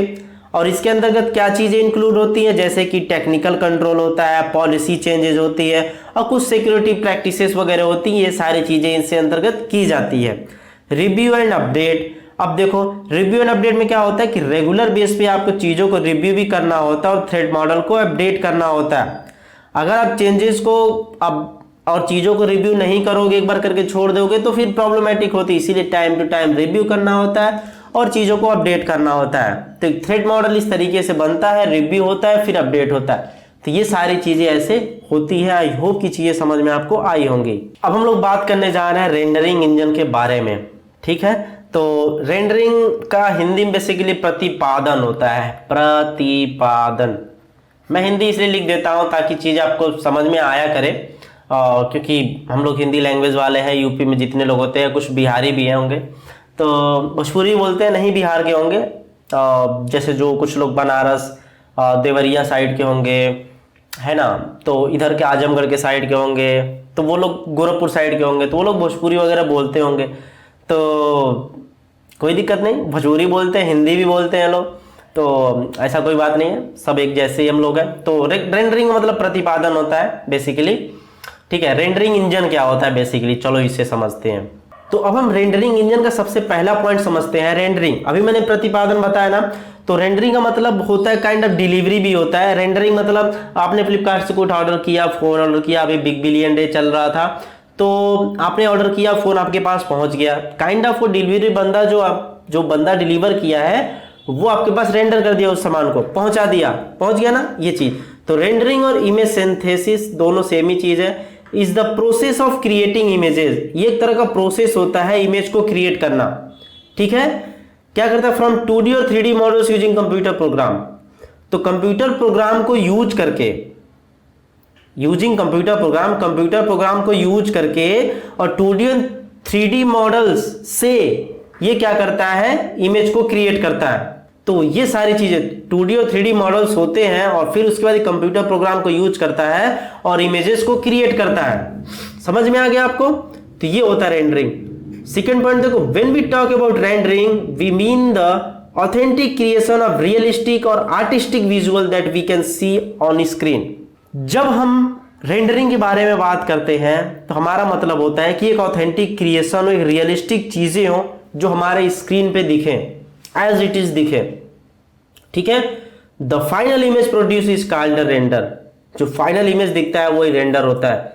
अब देखो मैं बताता हूं कि जब इन वेबसाइट पे आपको सर्च करके देखते हो कुछ चीजें दिखती हैं तो ऐसा नहीं अचानक से चीजें आ जाती, नहीं, वो रेंडर हो के आती है आपके पास, जो इमेजेस विजुअल्स जो भी चीज आपको दिखती है वहां पे, ओके। तो अब देखो what is a rendering engine. अब रेंडरिंग इंजन क्या होता है? अभी तो हम रेंडरिंग देख लिए, रेंडर क्या था, अभी हम रेंडरिंग इंजन को देखने जा रहे हैं बेसिकली भाई ये करता क्या है। और rendering engine something called browser engine, ये ब्राउजर इंजन की तरह काम कर, जो क्रोम ब्राउजर है, सफारी है, ये उसका ब्राउजर इंजन होता है, उस ब्राउजर का इंजन होता है। Is a crucial part of a web browser, ये सबसे इंपॉर्टेंट पार्ट होता है वेब ब्राउजर का। Its main job is to take the code of web page. जो वेब पेज का कोड होता है, वेब पेज का कोड किस में लिखा जाता है? HTML, CSS, जावास्क्रिप्ट में लिखा जाता है। तो ये क्या करता है rendering engine, HTML, CSS, JavaScript को कोड को लेता है, उसके बाद क्या करता है, turn it into visuals that we can see and interact with on our screen. तो ये क्या करता है, उस HTML, CSS, जावास्क्रिप्ट के कोड को लेता है और उसके विजुअल्स के फॉर्म में कन्वर्ट करता है और हमारे स्क्रीन पे दिखता है और हम उसको देखते हैं। हम लोग देखते हैं ना, कोई वेबसाइट जो HTML, CSS, जावास्क्रिप्ट बनती है वो तो कोड लिखा रहता है ना, कोड लिखा रहता है, वेल वेर करके लिखा रहता है, लेकिन वो हमें तो समझ में नहीं आया। लेकिन जब उसे हम वेब ब्राउजर पे रन करते हैं तो हमें तो अच्छा दिखता है, चीजें बहुत सिस्टमैटिक वे से दिखती हैं, इमेजेस दिखते हैं। तो कैसे दिखता है, वो रेंडरिंग इंजन की मदद से दिखता है। अब समझ में आया कि चीजें कैसे काम करती हैं, ऐसे होता है, ठीक है। Here's what a rendering engine does. एक रेंडरिंग इंजन क्या करता है, अभी नीचे देखो, लेआउट, पेंटिंग, एनिमेशन, ये सारी चीजें करता है। तो लेआउट के अंदर देखो, it arranges the element of web page. एक पेज के अंदर एलिमेंट्स होते हैं, क्या क्या होते हैं, टेक्स्ट होता है, इमेजेस होता है, बटन्स होता है, ये सारी चीजें होती है और स्क्रीन पे उससे फिट करना होता है, ये सारी चीजें होती हैं, एक रेंडरिंग इंजन करता है। पेंटिंग करता है, it fills in the colours and images based on the layout. Layout के अकॉर्डिंग ये कलर्स एंड इमेजेस को फिल करता है, ठीक है। Animation, it handles any animation और movement on the web page. एक वेब पेज पे बहुत सारे एनिमेशन चीजें चलती रहती हैं, कोई टेक्स्ट यहाँ से वहां चलता रहता है, कोई भी चीजें होती हैं जो वेब पेज पे आपको मूवमेंट दिखाई देता है, वो एनिमेशन होता है। तो वहां पे भी ये चीजों को हैंडल कर रहा होता है। समझ में आया रेंडरिंग इंजन क्या होता है? चलो रेंडरिंग इंजन में स्टेप्स देखते हैं। Steps in web browsing, steps in web browsing with a rendering engine. क्या क्या स्टेप्स होते हैं रेंडरिंग इंजन का? अभी देखो समझ में आएगा कि कितना मस्त चीज है, मजा आ जाएगा समझ के। पहला पॉइंट देखो, टाइप URL। सबसे पहले तो you inter a web address URL in your browser. Chrome browser में जाओ, सिंपल सा कोई एड्रेस डालो, पिंटरेस्ट का डालो, कोई भी फेसबुक का डालो, कुछ भी एक जाके URL डालो। अब उसके बाद क्या होता है, वो URL आपका कहता है request creation. The browser breaks down the URL to understand what it needs to access and send a request to the address. अब उसको क्या करता है, रिक्वेस्ट क्रिएट करता है। अब ये बहुत चीजें फास्ट होती है, मैं उसको जूम करके दिखा रहा हूं आपको कि जब हम www.facebook.com लिखते हैं तो फेसबुक पे चले जाते हैं, चीजें लगते हैं देखने, नहीं भाई, उसके बीच में बहुत सारी प्रोसेस होती है, बहुत फास्ट, ठीक है। तो उसके बाद एक रिक्वेस्ट क्रिएशन किया जाता है, उसको ब्रेक किया था URL को कि बंदे को चाहिए क्या क्या, IP एड्रेस लुकअप। अब IP एड्रेस को देखा जाता है कि इसमें क्या किया जाता है कि translate the website name into IP address using DNS, domain name system. तो जो वेबसाइट का नेम होता है www.google.com, इसका एक IP एड्रेस होता है जो यूनिक होता है। आईपी एड्रेस जो होता है हम उसे याद नहीं कर सकते, किसी चीज, देखो किसी वेबसाइट का आपको आईपी एड्रेस नहीं याद हो सकता, इसीलिए क्या किया गया, डोमेन नेम सिस्टम ला दिया गया। तो डोमेन नेम सिस्टम आने के बाद हम जो भी वेबसाइट है उसको नाम से जानने लगे। जैसे फेसबुक याद कर लिए, अभी मैं फेसबुक का आईपी एड्रेस आपको याद करने के लिए बोलूँ तो नहीं याद होगा। अभी मैं पूछ लूँ बताओ आईपी एड्रेस फेसबुक का, तो नहीं पता होगा, लेकिन फेसबुक याद है ना। तो यही डोमेन का कॉन्सेप्ट आया ताकि हम वर्ड से वेबसाइट को विजिट कर पाए। तो डोमेन नेम यही करता है, आईपी एड्रेस को क्या करता है, इसे वर्ड में कन्वर्ट करता है, जो हम लोग google.com जैसे करते हैं, और इसी को जो google.com लिखा रहता है उसको आईपी एड्रेस में कन्वर्ट करता है डोमेन नेम सिस्टम की मदद से। ठीक, तो आईपी एड्रेस लुकअप में होता है, ये ट्रांसलेट करता है वेबसाइट नेम को और इसको आईपी एड्रेस में डीएनएस की मदद से। ओके, फिर उसके बाद आता है connection. The browser connects to the server using the IP address. अब आईपी एड्रेस की मदद से जो ब्राउजर होता है सर्वर से कनेक्ट करता है। अब हो सकता है वो फेसबुक का मेटा का सर्वर हो, माइक्रोसॉफ्ट का कुछ सर्विस यूज कर रहे हो, माइक्रोसॉफ्ट का जैसे कि गूगल ट्रांसलेट यूज कर रहे हो तो वो जाके माइक्रोसॉफ्ट के सर्वर से कनेक्ट होता है। गूगल पे कुछ सर्च कर रहे हो, यूट्यूब चला रहे हो, तो गूगल के सर्वर से जाके कनेक्शन इस्टेब्लिश करता है। ठीक है, कनेक्ट करता है। उसके बाद server response, the server processes the request and send back to the web page data. तो सर्वर क्या करता है, उसको प्रोसेस करता है रिक्वेस्ट को और सेंड कर देता है डेटा वेब पेज पर। ठीक, parsing HTML, the browser reads the HTML and builds a DOM. तो जो ब्राउजर होता है उस अब देखो डेटा HTML के फॉर्मेट में आता है ना सर्वर से, तो ब्राउजर जो होता है रीड करता है और एक बिल्ड डॉम बनाता है, डॉक्यूमेंट ऑब्जेक्ट मॉडल को बनाता है। ठीक है, डॉम ट्री को बनाता है, which represent the structure of the web page. एक वेब पेज पे चीजें कैसे दिखेंगी उसके पूरे स्ट्रक्चर को रिप्रेजेंट करता है। ठीक, loading resources, the browser request additional resources. ठीक है, एडिशनल रिसोर्सेज को रिक्वेस्ट करता है, like images and styles that are linked in the HTML, जो HTML में लिंक्ड है। फिर वो क्या होता है, सर्वर से ये सारी चीजें इमेजेस एंड स्टाइल्स आती हैं जो आपकी HTML के अंदर लिंक्ड है। ठीक, applying styles, it apply the styles from CSS file to the elements in the DOM tree. तो डॉम ट्री के अंदर जो भी एलिमेंट्स है उस पर CSS फाइल और जो भी चीजें CSS फाइल से जो भी स्टाइल्स वगैरह होती है उसको अप्लाई किया जाता है। Running JavaScript, the browser execute JavaScript code to update the web page dynamically. अब देखो जावास्क्रिप्ट जब ये सारी चीजें हो जाती हैं फिर क्या किया जाता है कि जावास्क्रिप्ट को एग्जीक्यूट किया जाता है ताकि वेब पेज को डायनामिकली अपडेट किया जाए। अब देखो फाइनल रेंडरिंग लास्ट में आया, finally the rendering engine display the final web page on your screen. अब जो स्क्रीन पे दिखाने का काम होता है वो रेंडरिंग भाई साहब करते हैं। ठीक है, समझ में आया? तो वो लास्ट में रेंडरिंग होता है, लास्ट में आपकी स्क्रीन पे आके वो चीजें दिख जाती है। देखिए कैसे कैसे चीजें पीछे से होती हैं फिर आके स्क्रीन पर आपको दिखती है ना। तो यहाँ पर देखो लिस्ट ऑफ रेंडरिंग इंजन, कुछ मैंने रेंडरिंग इंजन का नाम यहाँ पे लिखा है, तो ये इंपॉर्टेंट है भाई, याद रखे ना, इसका इंपॉर्टेंट है। तो कुछ रेंडरिंग इंजन का मैंने नाम लिखा है, जैसे देखो ब्लिंक होता है जिसे गूगल क्रोम और ओपेरा के थ्रू यूज किया जाता है। वेब किट है, ये सफारी के थ्रू यूज किया जाता है, जो एप्पल यूजर होंगे उनके फोन में तो पता है आपको, तो वो सफारी यूज करता है। जेको जो है ये मोजिला फायरफॉक्स यूज करता है। ठीक है, ट्रीडेंट जो है ये इंटरनेट एक्सप्लोरर के थ्रू यूज किया जाता है। एज HTML जो है ये माइक्रोसॉफ्ट एज के थ्रू यूज किया जाता है। प्रेस्टो जो है an older engine that was used by opera, एक ओल्डर इंजन है जो यूज किया जा रहा था ओपेरा के थ्रू पहले, अभी ओपेरा आ गया ब्लिंक पे। अभी तो ओपेरा दिखता नहीं है ना, अभी क्रोम और मोजिला फायरफॉक्स और सफारी यही सब चीजें चल रही है ना। अच्छा आप बताना कि सबसे ज्यादा आप लोग कौन सा यूज करते हो। ठीक है, तो नोट्स चाहिए तो डिस्क्रिप्शन में अवेलेबल है लिंक, वहां से डाउनलोड कर सकते हो। और वीडियो को लाइक नहीं किया तो यार एक लाइक जरूर करो, कमेंट करके जरूर बताना मुझे। ठीक है, चलो आगे देखो कुकीज एंड फ्रेम बस्टिंग के बारे में देखते हैं। तो कुकीज एंड फ्रेम बस्टिंग समझने से पहले इस चैनल के बारे में थोड़ा बात कर लेते हैं। चैनल पे नए हो तो वीडियो को लाइक करो, चैनल को सब्सक्राइब करो ताकि वीडियो आपसे मिस ना हो, तुरंत मिले। और ये वेबसाइट है दो, जहां यहाँ से आप इंटरव्यू की प्रिपरेशन कर सकते हो। यहाँ पर आपको AQTU से रिलेटेड सारे इन्फॉर्मेशन, सारे रिसोर्सेज मिलेंगे। एप्लीकेशन है प्ले स्टोर से डाउनलोड कर सकते हो, इसके भी एप्लीकेशन डिस्क्रिप्शन में अवेलेबल है, वहां से आप इंटरव्यू की तैयारी कर सकते हो। फाइनल ईयर में जाओगे, आपको प्रिपरेशन करना पड़ेगा, तो क्यों ना अभी से करो। तो सारी चीजें मैं आपके लिए कर दिया हूं, बस जाओ डाउनलोड करो, मजे करो। तो हम सबसे पहले हम लोग बात करते हैं कुकीज की, फिर बात करेंगे हम फ्रेम बस्टिंग की। ये देखो कुकीज यहाँ पे है ना, मैं आपके लिए लाया हूँ, खा लेना उठा के यहाँ से। ठीक है, खाना जरूर, भागना नहीं है। ठीक, तो चलो थोड़ी मस्ती के लिए मैं बोल देता हूँ। ओके चलो, यहाँ पर देखो अब मेरी आवाज़ थोड़ी चेंज लग रही होगी, थोड़ा मुझे कोल्ड हुआ है, तो थोड़ा मैनेज कर लीजिए आप लोग। ओके, तो what are cookies, basically cookies क्या होता है। बिस्किट तो समझ लेना भाई, बिस्किट तो बिस्किट है, कुकीज तो है ही वो, लेकिन कुकीज कंप्यूटर की दुनिया में देखो क्या होता है। पहला पॉइंट देखो, cookies are small text file, cookies are small text file that your web browser save on your computer when you visit a website. जब एक वेबसाइट पे आप विजिट करते हो तो आपका कंप्यूटर एक स्मॉल टेक्स्ट फाइल को आपके कंप्यूटर में सेव कर देता है। Think of them as little notes that help website remember that about things about you.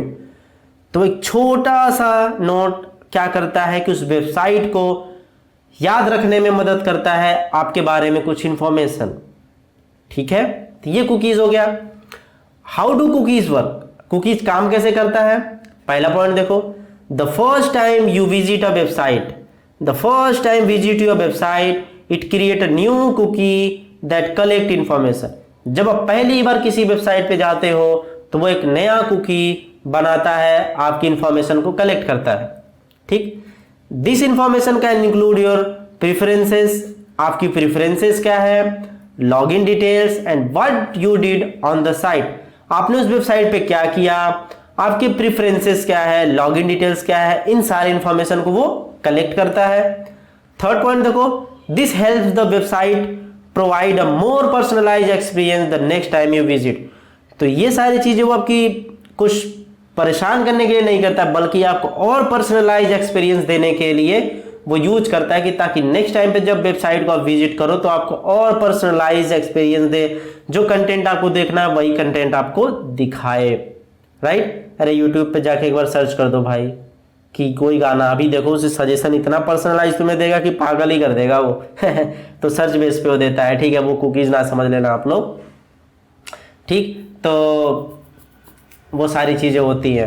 ठीक है, तो यहां पर देखो थर्ड पॉइंट पे क्या है, स्टोरेज ऑफ कुकीज।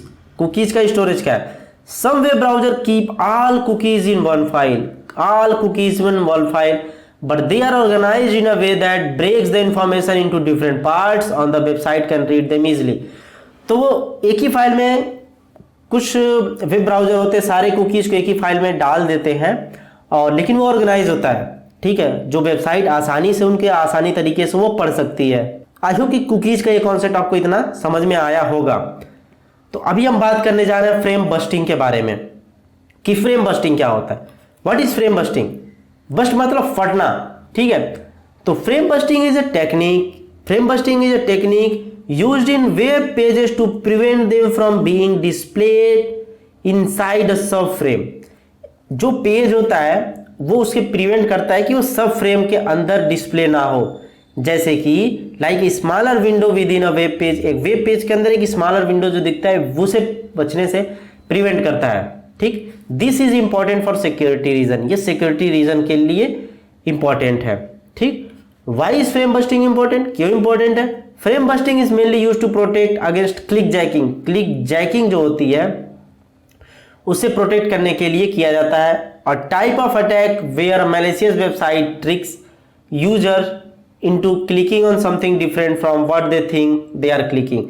तो यहां पर एक जो यूजर्स क्लिक करते हैं उन्हें नहीं पता होता कि वो क्या क्लिक कर रहे हैं। तो यहां पर एक मैलिशियस वेबसाइट का चाल होता है, मैलिशियस वेबसाइट का ट्रिक होता है कि यूजर को तो लगता है मैं सही क्लिक कर रहा हूं, लेकिन वो गलत क्लिक करता है। जो मैलिशियस कोड वेबसाइट का ऑनर है जो क्लिक करवाना चाहता है वही करता है, लेकिन आपको तो लगेगा मैं सही बटन पे ही क्लिक कर रहा हूं। जैसे कि फ्लिपकार्ट का एक मैलिशियस कोड वाली वेबसाइट आ गई, 1 रुपए में सामान मिला, जल्दी से क्लिक गए, जल्दी जल्दी इंफॉर्मेशन फिल करोगे, चेकआउट मारोगे, आपको तो लग रहा है मैं चेकआउट वाले बटन पे क्लिक कर रहा हूं, लेकिन नहीं, आप मैलिशियस कोड पे क्लिक कर रहे हो।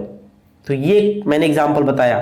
ठीक है, तो ये फ्रेम बस्टिंग में थोड़ा दूसरा चीज आता है। ठीक, यहां पर देखो, it's also important for securing things like image based authentication such as Yahoo sign in signal. ये एक इंपॉर्टेंट चीज है, जैसे कि इमेज बेस्ड ऑथेंटिकेशन में यूज होता है और ये याहू यूज करता है, seal and sign in seal में याहू यूज करता है इसे। और हाउ डज इट वर्क, कैसे काम करता है। The sign in seal shows a special image that confirm to user that they are on the real Yahoo login page. तो साइन इन सील एक वो इमेज, स्पेशल इमेज दिखाता है जो कंफर्म करता है कि आप रियल याहू लॉगिन पेज पे हो, किसी फर्जी पेज पे नहीं हो। ठीक, if frame busting isn't used, attackers can display the correct image but the actual page may not be the real Yahoo login page। अगर फ्रेम बस्टिंग वहां पे यूज नहीं किया जाता है तो अटैकर आपको सेम मतलब वही सेम इमेज दिखाएगा, लेकिन वो गलत होगा, अटैकर का मैलिशियस वाला, और वो ओरिजिनल याहू का लॉगिन पेज नहीं होगा। ओके, अगर फ्रेम बस्टिंग ना यूज हुआ तो this can trick user into giving away their logging information. और ये जो चाल होती है, ये क्या होता है कि यूजर अपनी इंफॉर्मेशन खो देता है, दे देता है उस अटैकर को। ठीक है, इवॉल्विंग थ्रेड्स। ठीक है, इवॉल्विंग थ्रेड्स क्या होता है? Attackers are developing new way to exploit web pages. Evolving thread मतलब, इवॉल्विंग मतलब विकसित, विकास होना, थ्रेड्स मतलब जो होता है कि चाल होता है एक तरीके से। ठीक है, तो चाल को विकास करना, विकास मतलब डेवलप करना चाल को। तो अटैकर क्या होते हैं, वो नए नए तरीके ढूंढते रहते हैं वेब पेज को एक्सप्लॉइट करने का, हैक करने का नया नया तरीका वो लोग ढूंढते रहते हैं। Such as using drag and drop technique to stole data. ठीक है, वो टेक्निक्स यूज करते हैं। This makes frame busting even more critical for protecting users and their sensitive information. तो ये सारी चीजें होती हैं फ्रेम बस्टिंग के अंतर्गत। आई होप की चीजें आपको फ्रेम बस्टिंग की चीजें समझ में आई होंगी। अब हम लोग बात करने जा रहे हैं वेब सर्वर थ्रेड्स के बारे में। ये एक इंपॉर्टेंट टॉपिक है, ध्यान देना। जितने मैं टॉपिक बता दो सारे इंपॉर्टेंट है, ये भी एक इंपॉर्टेंट टॉपिक है। नोट्स डिस्क्रिप्शन में अवेलेबल, वहां से डाउनलोड कर सकते हो आप लोग। ठीक है, तो अभी हम वेब सर्वर थ्रेड्स में इतने सारे पॉइंट को समझने जा रहे हैं एक एक करके। तो ध्यान से इन सारी चीजों को समझना, कान खोल के। दिमाग में जो भी बातें चल रही है उसे साइड में रखो, कॉन्सेंट्रेट हो जाए यहाँ पे। सबसे पहला आपका आता है इंजेक्शन फ्लॉज। ठीक है, इंजेक्शन फ्लॉज में क्या होता है कि इसमें हार्मफुल डेटा को सर्वर तक सेंड किया जाता है as a part of command, जिसे अटैकर्स क्या करता है, सर्वर पे अनवांटेड कमांड को रन करता है और वहां से डेटा को एक्सेस कर लेता है, जो डेटा उसे एक्सेस नहीं करना चाहिए। मैं थ्रेड्स बता रहा हूं, चाल मतलब क्या क्या थ्रेड्स हैं, क्या क्या चाल है। तो एक इंजेक्शन फ्लॉज होता है। इंजेक्शन फ्लॉज में अटैकर क्या करता है कि कुछ हार्मफुल डेटा वो क्या करता है, सर्वर तक भेजता है, एज अ कमांड के तौर पे भेजता है, और उसके बाद डेटा से कुछ इंफॉर्मेशन को वो फेच भी कर लेता है, निकाल भी लेता है, जो कि वो इंफॉर्मेशन उसके पास आनी नहीं चाहिए। तो एक तरीके का थ्रेट ये होता है। Sensitive data exposure. तो सेंसिटिव डेटा एक्सपोजर में तो अटैकर यही करते हैं कि डेटा को लेते हैं और फ्रॉड करते हैं।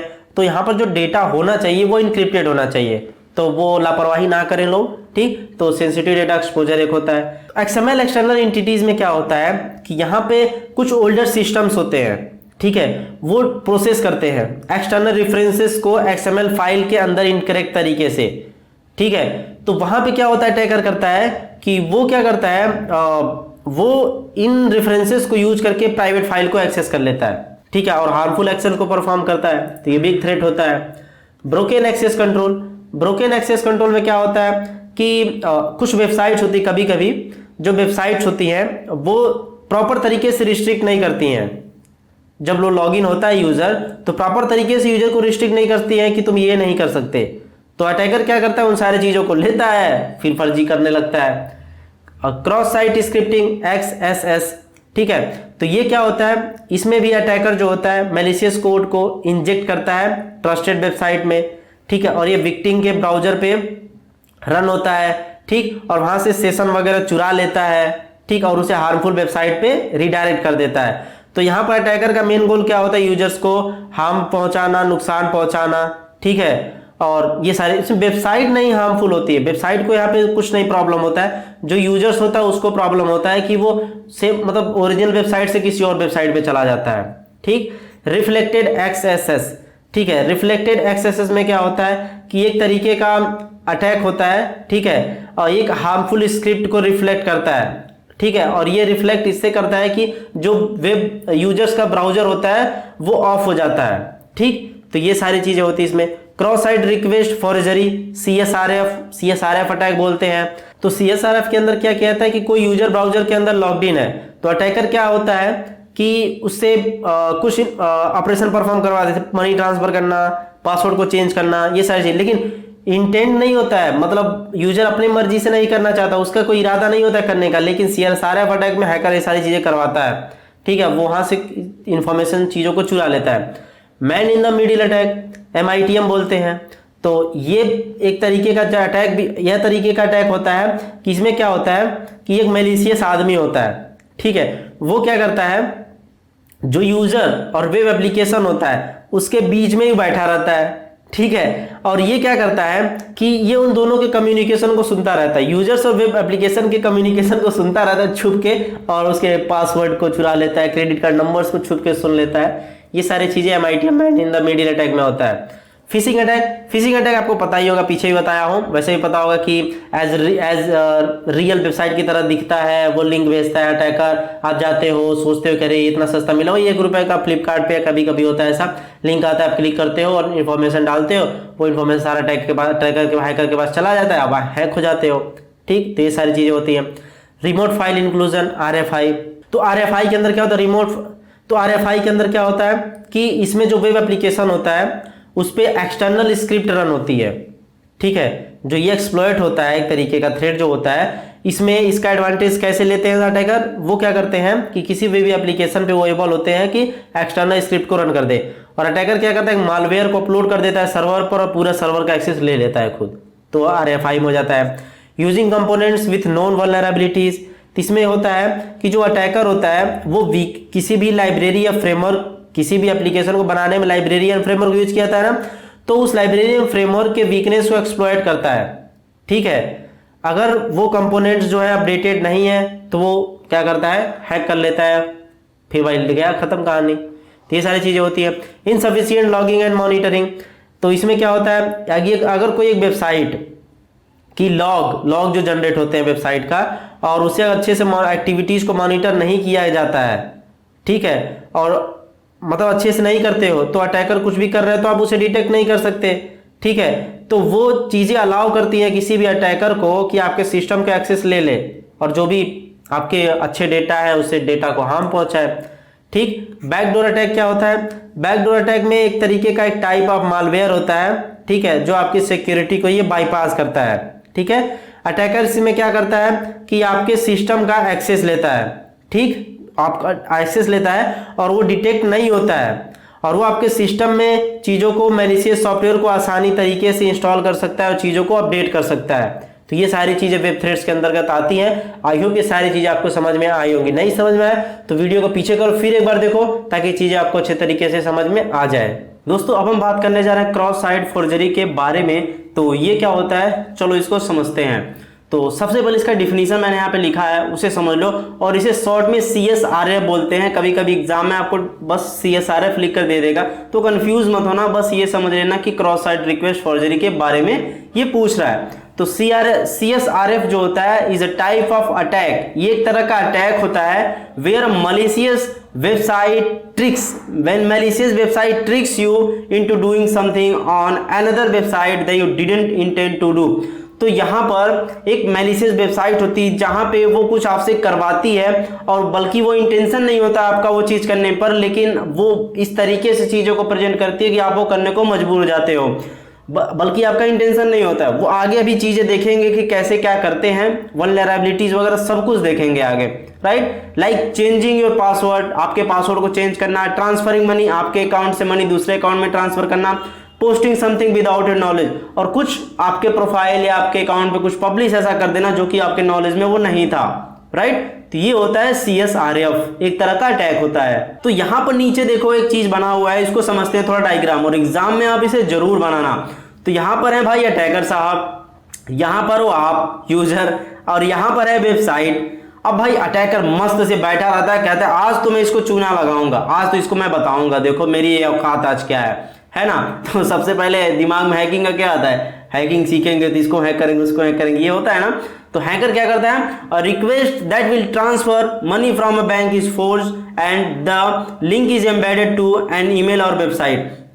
तो एक ईमेल में वेबसाइट को लिंक को ऐड करके यूजर को भेज देता है अटैकर, कहता है भाई मछली फंस जा, जिससे जाल फेंकते हैं ना, पानी में फेंकते हैं जाल को मछली पकड़ने के लिए, फंस जा भाई मछली फंस जा, ऐसे ये भी मछली फंसाने के लिए, आपको फंसाने के लिए, यूजर को फंसाने के लिए जाल फेंकते हैं, यानी कि ईमेल के साथ एम्बेड करके लिंक को भेजते हैं। अब भाई जैसे ही यूजर देखता है भाई ये तो 10 रुपए में सामान मिल रहा है, और लो चलते क्लिक करते हैं, और जैसे ही click the link sending the request without knowing, अब भाई जैसे ही वो लिंक पे क्लिक करता है वो रिक्वेस्ट भेज देता है बिना कुछ जाने, कुछ नहीं पता होता, रिक्वेस्ट गया भाई वेबसाइट पे।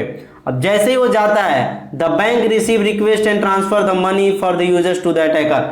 अब बैंक क्या करता है, अटैकर को पैसा भेज देता है। अब जैसे कि लिंक पर तो आपने क्लिक किया, इंफॉर्मेशन तो आपने फिल किया, तो बैंक को क्या लगेगा कि एक ऑथेंटिकेटेड यूजर ही तो सारी इंफॉर्मेशन फिल कर रहा है, अटैकर थोड़ी ना कर रहा है, उसके ब्राउजर से जा रहा है, सारी इंफॉर्मेशन फिल कर रहा है, वो पता है उसे तभी ना, और वो फिर चला जाएगा, पैसा आप समझोगे कि कट के गया, उधर मेरा सामान लाने के लिए पता चला कि वो अटैकर के पास चला गया।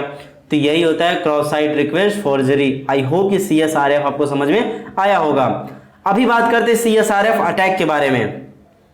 अभी मैंने एक CSRF का डिफिनीशन बताया, उसके बारे में मैंने थोड़ा डिटेल दिया नीचे कि ऐसे ऐसे CSRF होता है। अभी थोड़ा हम और डिटेल जानने जा रहे हैं CSRF अटैक के बारे में। एग्जाम में आपको CSRF पूछता है तो वो लिख देना, अगर CSRF अटैक पूछता है तो उसको भी लिखना, और इसको जो मैं बताने जा रहा हूँ इसको भी इंक्लूड करके लिखना।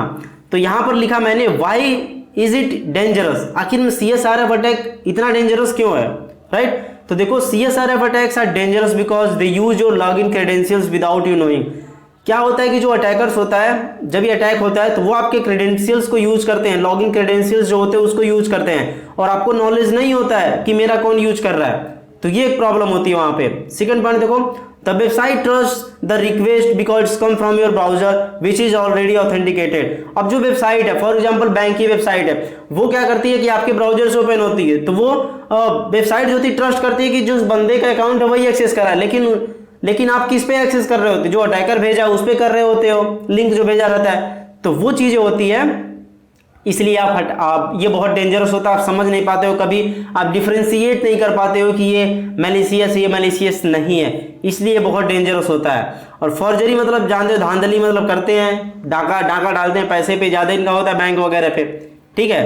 तो ये चीजें होती है। How to protect against CSRF। अब CSRF के अगेंस्ट आप प्रोटेक्ट कैसे कर सकते हो, तो सबसे पहला point, use anti CSRF tokens. Anti CSRF tokens होते हैं जिनको यूज करके हम लोग क्या कर सकते हैं कि इसको प्रोटेक्ट कर सकते हैं। सेकेंड है log out when not in use. जब आप उस वेबसाइट पे आपको कोई काम नहीं है तो आप उसको लॉग आउट कर दो। बैंक की जब आप नेट बैंकिंग वगैरह ओपन करते हो, अगर आपका काम वहां से खत्म हो चुका है तो आप क्या कर सकते हो कि अपना वहां से लॉग आउट कर सकते हो। जैसे कि आप देखो ये अटैक कैसे होता है कि जैसे मान लीजिए ये आपका कंप्यूटर है जिसपे आपने अपना बैंक नेट बैंकिंग आपने लॉगिन कर रखा, आपने लॉग आउट नहीं किया, और जो हैकर है वो कोई लिंक आपको भेजा मेल पे, और लिंक भेजा और आप उस पर क्लिक करते हो, तो ये भी आपके ब्राउजर पे, ये क्रोम ब्राउजर से लॉगिन हो, वो भी लिंक आपके क्रोम ब्राउजर पे खुलेगा, लेकिन बैकग्राउंड में जो आपका है वो आपका नेट बैंकिंग ऑन है, लॉग आउट नहीं है। तो वो कुछ ऐसे स्क्रिप्ट होंगे जो एग्जीक्यूट हो जाएगा और वो एक ट्रांजैक्शन इनिशिएट कर देगा और वो पैसा उस पर चला जाएगा। तो ये चीजें ऐसे होती है, इसीलिए अगर हम नेट बैंकिंग यूज कर रहे हो तो काम कर लिया और आप लॉग आउट कर दो। आप कभी कभी देखते होगे कि जब हम नेट बैंकिंग वेबसाइट पे होते हैं और कोई और टैब ओपन कर लेते हैं और कुछ देर के बाद 2-3 मिनट के बाद जब वेबसाइट पे आते हैं नेट बैंकिंग की, तो वो सेशन एक्सपायर हो जाता है, ऑटोमेटिक लॉग आउट होता है। तो ये सारी सिक्योरिटी रीजंस की वजह से ही की जाती है, और आपको इरिटेशन होता है कि बार बार क्यों लॉग आउट हो रहा है यार, तो नहीं भाई, ये सिक्योरिटी रीजंस की वजह से होता है, जो कि अच्छी बात है, आपके लिए ही वो चीज है, राइट। आई होप कि समझ गए होगे। Log out when not in use, जब यूज ना हो तो लॉग आउट कर दिया करो। Avoid clicking on suspicious link. अब देखो आपको कुछ स्टडी करनी चाहिए, कुछ लिंक्स वगैरह देखना चाहिए, @ के बाद जो मेल आते हैं @ के बाद देखना चाहिए कि क्या लिखा हुआ है, कि किनका डोमेन है, मतलब @ के बाद gmail.com लिखा है, किसी कंपनी का नाम लिखा है या कुछ है। इंटरनेट पे जाके सर्च कर सकते हो कि @ के बाद अगर इससे मेल आ रहा है तो क्या ये सही है कि नहीं सही है, तब उस पर आप ट्रस्ट करिए, क्योंकि आप अगर वैसे ही ट्रस्ट कर लोगे तो क्लिक कर दोगे तो हैक हो जाओगे, राइट। तो ध्यान देना, कभी भी जब ईमेल आपके पास आए तो @ के बाद जरूर चेक किया करें कि क्या लिखा हुआ है, ठीक है। अगर नहीं समझ में आ रहा तो एक बार गूगल पे जाकर सर्च जरूर करिए कि अगर @ के बाद ये लगा हुआ है तो कहीं सस्पिशियस तो नहीं है, आपको पता चल जाएगा। तो ये सारी चीजें होती है, ऐसे हम बच सकते हैं ना। अब हम जब बात करने जा रहे हैं cross site scripting, XSS and इसके टाइप्स के बारे में हम लोग बात करने जा रहे हैं। तो क्रॉस साइट स्क्रिप्टिंग में क्या होता है, चलो इसके डिफिनीशन को समझते हैं।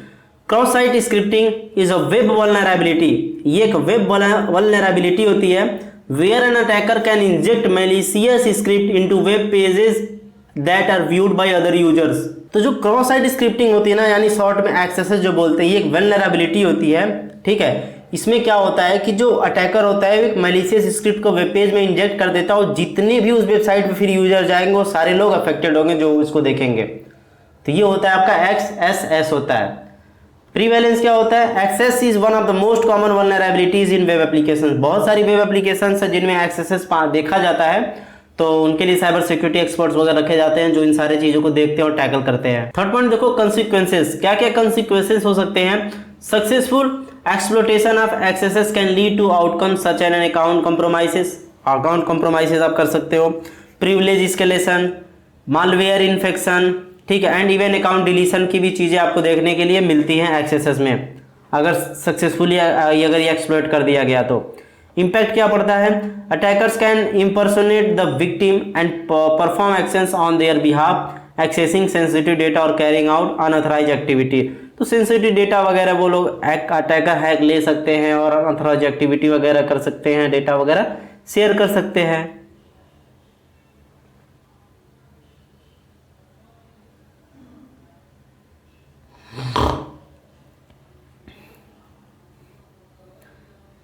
लास्ट पॉइंट देखो privilege abuse, if the victim holds special privilege with in the application, अगर जो विक्टिम है अगर वो एक स्पेशल प्रिविलेज एक एप्लीकेशन में रखता है, ठीक है, तो hackers may gain access to critical information or features, तो वो क्या कर सकता है कि वो एक्सेस गेन कर सकता है जो भी क्रिटिकल इंफॉर्मेशन होती है, जो भी फीचर्स वगैरह होती है, राइट। तो ये सारी चीज़ें इसमें होती हैं।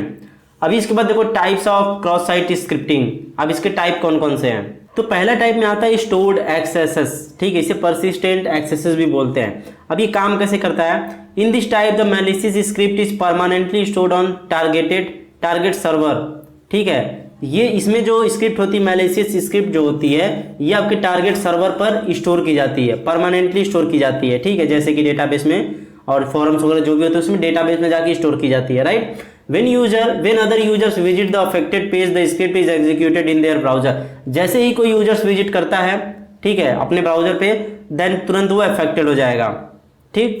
तो ये क्या किया थी, मेन टारगेट होता है स्टोर्ड एक्सेसेस के नाम से, मतलब समझ में आ रहा होगा कि ये सर्वर पे इसे परमानेंट स्टोर किया जाता है, फिर उसके बाद जो भी विजिट करता है यूजर्स वो अफेक्टेड होता है। इंपैक्ट क्या पड़ता है, it can affect multiple users since the script is served every time someone visit the people page. अब देखो जो भी चीज हम लोग करते हैं वो कहाँ से आता है, सर्वर से आता है। अगर सर्वर पर ही मैलिशियस स्क्रिप्ट को इंजेक्ट कर दिया गया है तो क्या होता है कि जब भी लोग उस पर विजिट करेंगे तब तब वो अफेक्ट होंगे, तो इम्पैक्ट बहुत गंदा इसका पड़ता है। एग्जाम्पल्स के तौर पे देखें, an attacker post harmful script in a blog comment section में वो पोस्ट कर सकता है harmful script. Every users who views the blog see the script executing in their browser, यानी कि जब हम कोई पेज ओपन करते हैं तो एग्जीक्यूट होता है ब्राउजर पे, तो कमेंट सेक्शन वो सारी चीजें होती हैं, जब यूजर चीजों को करता है तो उसके साथ साथ वो एग्जीक्यूट होती रहती है। Reflected axes, how it work, ये कैसे काम करता है, the malicious script is reflected of web server, मतलब ये वेब सर्वर पे रिफ्लेक्ट, मतलब वेब सर्वर पे इसमें स्टोर नहीं होता है, कि वहां से प्रतिबंधित होता है, ठीक है, usually as part of a URL or input form, ठीक है, ये बेसिकली एक यूआरएल होता है जहां पे हम क्लिक करके जाते हैं, या फिर कोई फॉर्म टाइप में होता है जहां से हम कुछ इनपुट करते हैं, ठीक है, उस टाइप का होता है reflected accesses. When a user click on manipulated links और submit input with the malicious script the script is executed, जब कोई आप फॉर्म फिल करके उसे सबमिट करते हो तब ये स्क्रिप्ट एग्जीक्यूट होता है, या फिर किसी यूआरएल पर जब आप क्लिक करते हो तो जाके आप अफेक्टेड यहाँ पे होते हो, तब ये ऐसे काम करता है। इंपैक्ट क्या करता है, it affects individual users who click on specially crafted links और सबमिट फॉर्म, ये इंडिविजुअल यूजर को भेजा जाता है, एक इंडिविजुअल यूजर ही अफेक्टेड होता है, क्योंकि ये सर्वर पे नहीं कि सब लोग इसको एक्सेस करेंगे सब लोग अफेक्ट हो जाएंगे, ऐसा नहीं होता है। इसमें क्या होता है कि स्पेसिफिक बंदे को भेजा जाता है, अगर वो लिंक ओपन करता है, फॉर्म फिल करके सबमिट करता है तो इंडिविजुअल यूजर ही अफेक्टेड होता है इससे। एग्जाम्पल के तौर पे, an attacker sends an phishing email containing a link that when click triggered an XSS attack by reflecting the script back to the victim browser, तो जैसे ही एक फिशिंग वेबसाइट जैसी भेज जाती है कि 6 रुपए का सामान फ्लिपकार्ट मिल रहा है जल्दी क्लिक करो, तो क्लिक करते हो तो नप जाते हो, कहीं और चले जाते हो, तो ऐसे अटैकर उसको हैक कर लेता है। तो ये होता है रिफ्लेक्टेड एक्सेसेस में। आई होप कि चीजें समझ में आई होंगी। अब हम लोग बात करते हैं prevent axes and axes vulnerabilities के बारे में, कैसे प्रिवेंट कर सकते हैं एक्सेसेस को और वल्नरेबिलिटीज क्या क्या होती है इसके। तो पहला पॉइंट देखो, scaping user input, right, scaping user input सबसे पहला होता है प्रिवेंट करने का तरीका। व्हाट इट मीन्स, मतलब क्या स्कैप करने का, escaping means making sure that special character entered by user like less than and greater than are not treated as code by the web browser, ठीक है। तो यहाँ पे क्या होता है कि स्कैपिंग मीन होता है ये कि जैसे यूजर कुछ स्पेशल कैरेक्टर एंटर करता है, ठीक है, जैसे कि लेस देन, ग्रेटर देन, ठीक है, ये सारी चीज़ें हम लोग कोड में यूज करते हैं ना। अगर ये चीज़ अगर यूजर इनपुट करता है वहाँ पे, तो वेब ब्राउजर इसे एज अ कोड के तौर पे ट्रीट ना करे, बस नॉर्मल कैरेक्टर की तरह उसे ट्रीट करे। राइट, समझ में आया? अब ये हेल्प कैसे करता है? It prevents attackers from inserting harmful script because this special character have turn into harmless text. जब अगर हम इन सारे चीज़ों का जब कोड की तरह मानेंगे तो ये कोड की तरह लेगा। ऐसे ही उसके बाद अगर आप इसे सारी चीज़ों को बंद कर दोगे, तो अगर यूजर एक जो अटैकर है अगर वो स्क्रिप्ट रन करता है आपके ब्राउजर में डाल के, जहाँ पे सर्च वगैरह सेक्शन होता है वहाँ पे डाल के रन करता है, तो वो एज अ नॉर्मल टेक्स्ट की तरह लेगा, ना कि वो बोलेगा कि तुम इसे एग्जीक्यूट करो इस कोड को। ठीक है, तो उससे ये एग्जीक्यूट नहीं करेगा उस स्क्रिप्ट को। जैसे कि आप लोगों को भी पता है कि वेब ब्राउजर पे भी आप जावा स्क्रिप्ट प्रोग्राम को रन कर सकते हो, किसी भी स्क्रिप्ट को वेब ब्राउजर पे डायरेक्ट जाके स्क्रिप्ट को रन कर सकते हो। तो यही फायदा उठाते हैं जो अटैकर्स होते हैं। ठीक है, तो आप क्या कर सकते हैं, अपने वेबसाइट को मना कर दोगे कि भाई जो भी चीज़ है तुम उसे नॉर्मल टेक्स्ट लो, उसे तुम कोड वगैरह ना समझो, तो इससे ही बचाया जा सकता है। ठीक, एग्जाम्पल के तौर पर देखो, इफ समवन टाइप्स ये less than greater script type करता है, it will be displays a text instead of trying to run as the script on the web page. तो इसका मतलब ऐसा नहीं कि स्क्रिप्ट रन, जब जावा स्क्रिप्ट कोड वगैरह आप करते होगे तो देखते होगे ये सारी चीज़ ऐसे ऐसे हम लोग लिखते हैं HTML में, समझ में आ रहा होगा ना। तो अगर आप ऐसा लिखते हो ना, कोई टाइप करता है ना कहीं पे, तो वो लेगा नहीं कि इसे कोड है, ये कोड के फॉर्मेट में नहीं लेगा, वो लेगा कि नॉर्मल टेक्स्ट है। अगर वो नहीं किया गया वैसे तो समझेगा कि कोई स्क्रिप्ट दिया जा रहा है इसे रन करने के लिए, समझ रहे हो। तो एग्जाम्पल के तौर पर ये हो गया। सेकेंड पॉइंट देखो, validating inputs. What it means, क्या मतलब है? Validating input ensure that the data we receive is correct and safe. You can allow only safe correct and block harmful one. कुछ हार्मफुल कुछ कोड होते हैं, कुछ characters होते हैं जिन्हें पहले से ब्लॉक कर सकते हो, उन कैरेक्टर्स को ब्लॉक कर सकते हो, और जो कुछ सेफ कैरेक्टर्स हैं उन्हीं को भी अलाउ करना बस। ठीक, हाउ इट हेल्प कैसे करता है? ये अटैकर को स्टॉप करता है कि वो हार्मफुल डेटा जो है वो इंजेक्ट ना कर पाए। ठीक है, जो जानकार डेटा हो, जिसे आप जानते हो, जो सही रहे, सेफ कैरेक्टर्स हो, उन्हीं को वो आप उसमें कर पाओ। ठीक, एग्जाम्पल के तौर पे क्या होता है, in form that ask for name we might allow only letters A to Z blocking any symbols or code characters. अब एक फॉर्म है, उसमें हम लोग क्या लोग कर सकते हैं कि उसमें बस उसको फिक्स कर सकते हैं कि तुम A से Z तक ही कैरेक्टर इनपुट कर सकते हो, less than, greater than, inverted comma कुछ भी तुम नहीं कर सकते हो, करली ब्रेसेस कुछ नहीं लगा सकते हो, बस A से Z ही टाइप कर सकते हो। तो उससे क्या होगा कि आप कुछ और भी एक्स्ट्रा कोड उसमें कुछ इंजेक्ट नहीं कर सकते हो। तो ये सारी चीज़ें होती हैं एक्सेसेस को प्रिवेंट करने की। इसीलिए आप बहुत सारी फॉर्म देखते होगे, बहुत सारी चीज़ें देखते होगे, जब आप कुछ रैंडम कुछ इनपुट कैरेक्टर करते होगे इनपुट, तो वो नहीं लेता है, कहता है कि नहीं आप बस A to Z से Z तक कैरेक्टर ही इनपुट कर सकते हो। अब हम एक्सेसेस की वल्नरेबिलिटीज को देखेंगे। पीछे हम प्रिवेंट करने का तरीका देखे थे, अब इसकी वल्नरेबिलिटीज कौन कौन सी हैं। एक स्टोर्ड एक्सेसेस है, जो भी पीछे मैंने बात किया था ना, तो इसमें क्या कहता है कि वेब सर्वर पर इसे परमानेंटली स्टोर कर दिया जाता है स्क्रिप्ट को, और जैसे ही कोई भी यूजर करता है एक्सेस वहां पे, तो सारे लोग अफेक्टेड हो जाते हैं।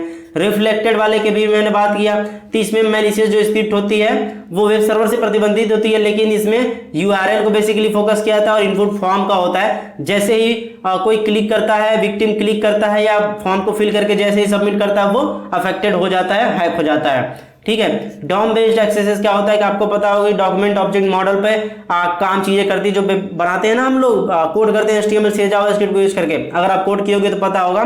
तो वो डॉम बेस्ड एक्सेसेस होता है कि यहाँ पे vulnerabilities within the client side JavaScript, ठीक, जावा क्लाइंट साइड जावास्क्रिप्ट के कोड के साइड में होती है, where the browser manipulates the DOM, जो ब्राउजर होता है डॉम को मैनिपुलेट करता है विदाउट प्रॉपर वैलिडेशन को वो मैनिपुलेट करता है।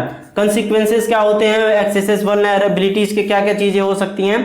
पहला होता है अकाउंट कॉम्प्रोमाइज और सेशन हाईजैकिंग, आपका सेशन को हाईजैक कर लिया जाता है, यानी जैसे कि आप लॉगिन हो किसी अकाउंट आपका लॉगिन है बैंक का, उसके सेशन को हाईजैक करके ट्रांजेक्शन करा सकता है। Unauthorized action perform in the users name, आपके नाम से कोई अनऑथराइज्ड एक्शन परफॉर्म किया जा सकता है कि आप कोई वेबसाइट पर लॉगिन हो, आप मेल नहीं करना चाहते, कोई फर्जी जगह मेल कर देगा, फंस जाओगे। थेफ्ट ऑफ सेंसिटिव इन्फॉर्मेशन, आपका सेंसिटिव इन्फॉर्मेशन चुराया जा सकता है, credentials, login credentials and financial data को चुराया जा सकता है। और डिफेसमेंट ऑफ वेबसाइट और अनऑथराइज्ड डिस्प्ले ऑफ कंटेंट, तो अनऑथराइज्ड डिस्प्ले कंटेंट वगैरह ये सारी चीज़ें आपकी कराई जा सकती है। तो ये कंसिक्वेंसेस वगैरह होते हैं एक्सेसेस वल्नरेबिलिटीज में, राइट। आई होप ये सारी चीज़ आपको समझ में आई होंगी। ये वीडियो हम लोग की हैप्पी एंडिंग हो चुकी है, and congratulation to all of you जिन लोगों ने वीडियो देखी। Thank you so much for watching this video.